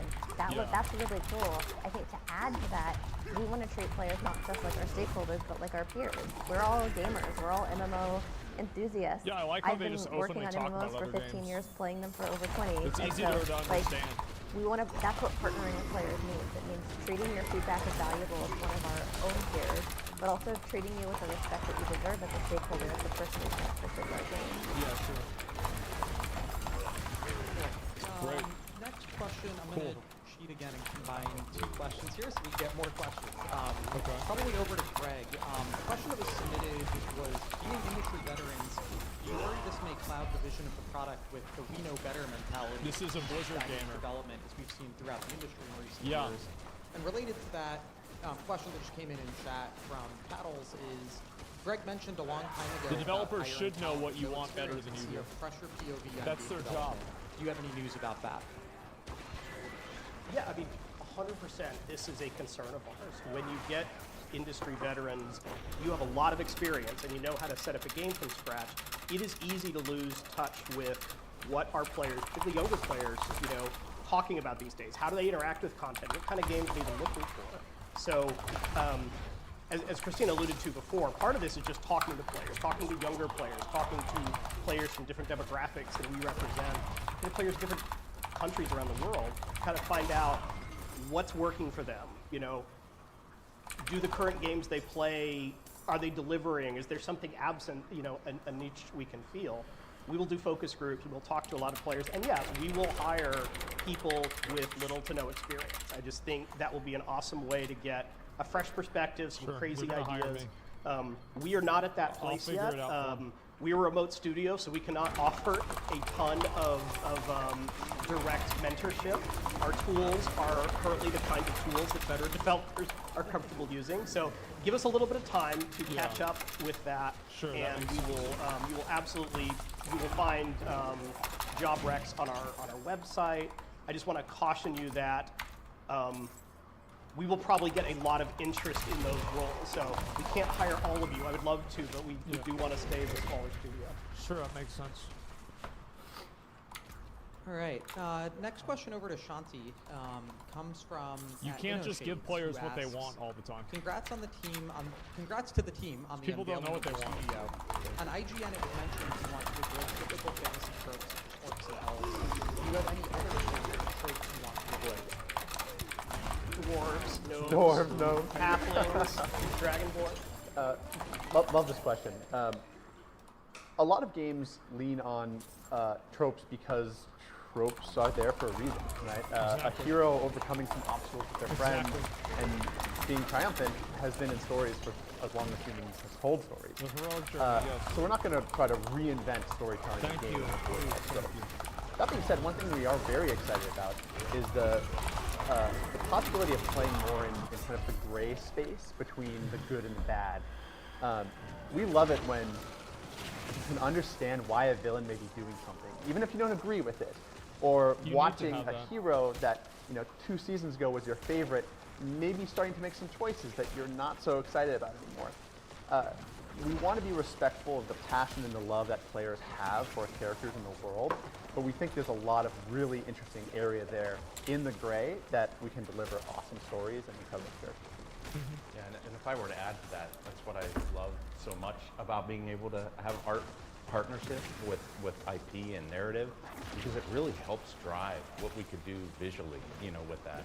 Already when, with Art has been sharing with the team on our kind of weekly cadence of, oh, what about this? Or, Shanti will start, throwing in some designs, and then Greg's like, oh, well, he gave me the go-ahead, so here's 20 more. And I love what we were able to kind of come up with and explore.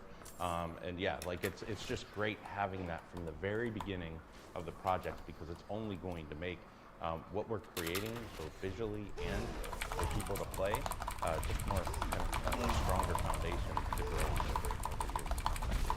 Sure, I can see that. I don't think they should be afraid of tropes though, like dwarves and We've gotten a couple questions about. I think that's totally fine. Solo play versus content. One of them is from Barbarian, which says, "What's your take on solo players? There are people who like existing in a shared world and have trouble finding time to play versus content. Is the game built with loners in mind? I think you need to have loners. Yeah, I mean, some of the stuff I touched on earlier about blue shards and being able to pick your difficulty, it's definitely more solo friendly. Yeah. Will I say that you'll be able to do everything in the game and kill every monster by yourself? Probably not. No. But blue shards are a great answer to that problem, where you can roll a new blue shard, do as much stuff as you can, kill the bosses that you can kill, but then when it starts getting too rowdy, just dump it down the toilet, start the next one. No, sir, don't dump it down. Give it to the city, or blow it up, or do whatever. So I think blue shards give us a lot of access there, but also, like I had mentioned before, the red zones that we're going to do should be concentrated in just the things that only a big, like, contiguous open world can provide in an MMO. So things, Greg had mentioned, it's kind of like Timeless Isle if you ever played World of Warcraft, but the idea there is like there's always something to do, there's something you can jump in on, and you're always welcome whenever you do it. So things like world bosses that are rotating left and right. There's things like treasures to find. And so, yeah, I think that touching on both blue shards and red shards. Oh yeah, the other thing I wanted to mention was that we also want to explore leaderboard content. That's like whenever you play Diablo and you say like, well, if I think I'm the best paladin, can I do some greater rifts and find out if I really am the best paladin? And so hopefully there's a lot for you there too if you're a solo player, but definitely the game has solo in mind. Hopefully you're playing a lot of alts though, because that would be really cool. Yeah. There's something that comes It's to a mind decent when answer. I hear that question too, which is like, there are definitely players who want to play solo, which is great, right? Like I think we've all probably been in that space where like I just want to like log in and like do a thing by myself, which is, I think it's awesome. Yeah, it's how you feel now, yeah. But there are also players who would love to find a friend group to play with, and they don't have the right tools to do it, right? Like they don't want to be match made into a guild of like people they don't know, or like they just don't want to. I'm out of here for now. I'll be back on in a few hours. Some players like me have been like super lucky I appreciate to it. Thanks for checking raid it out. with a bunch of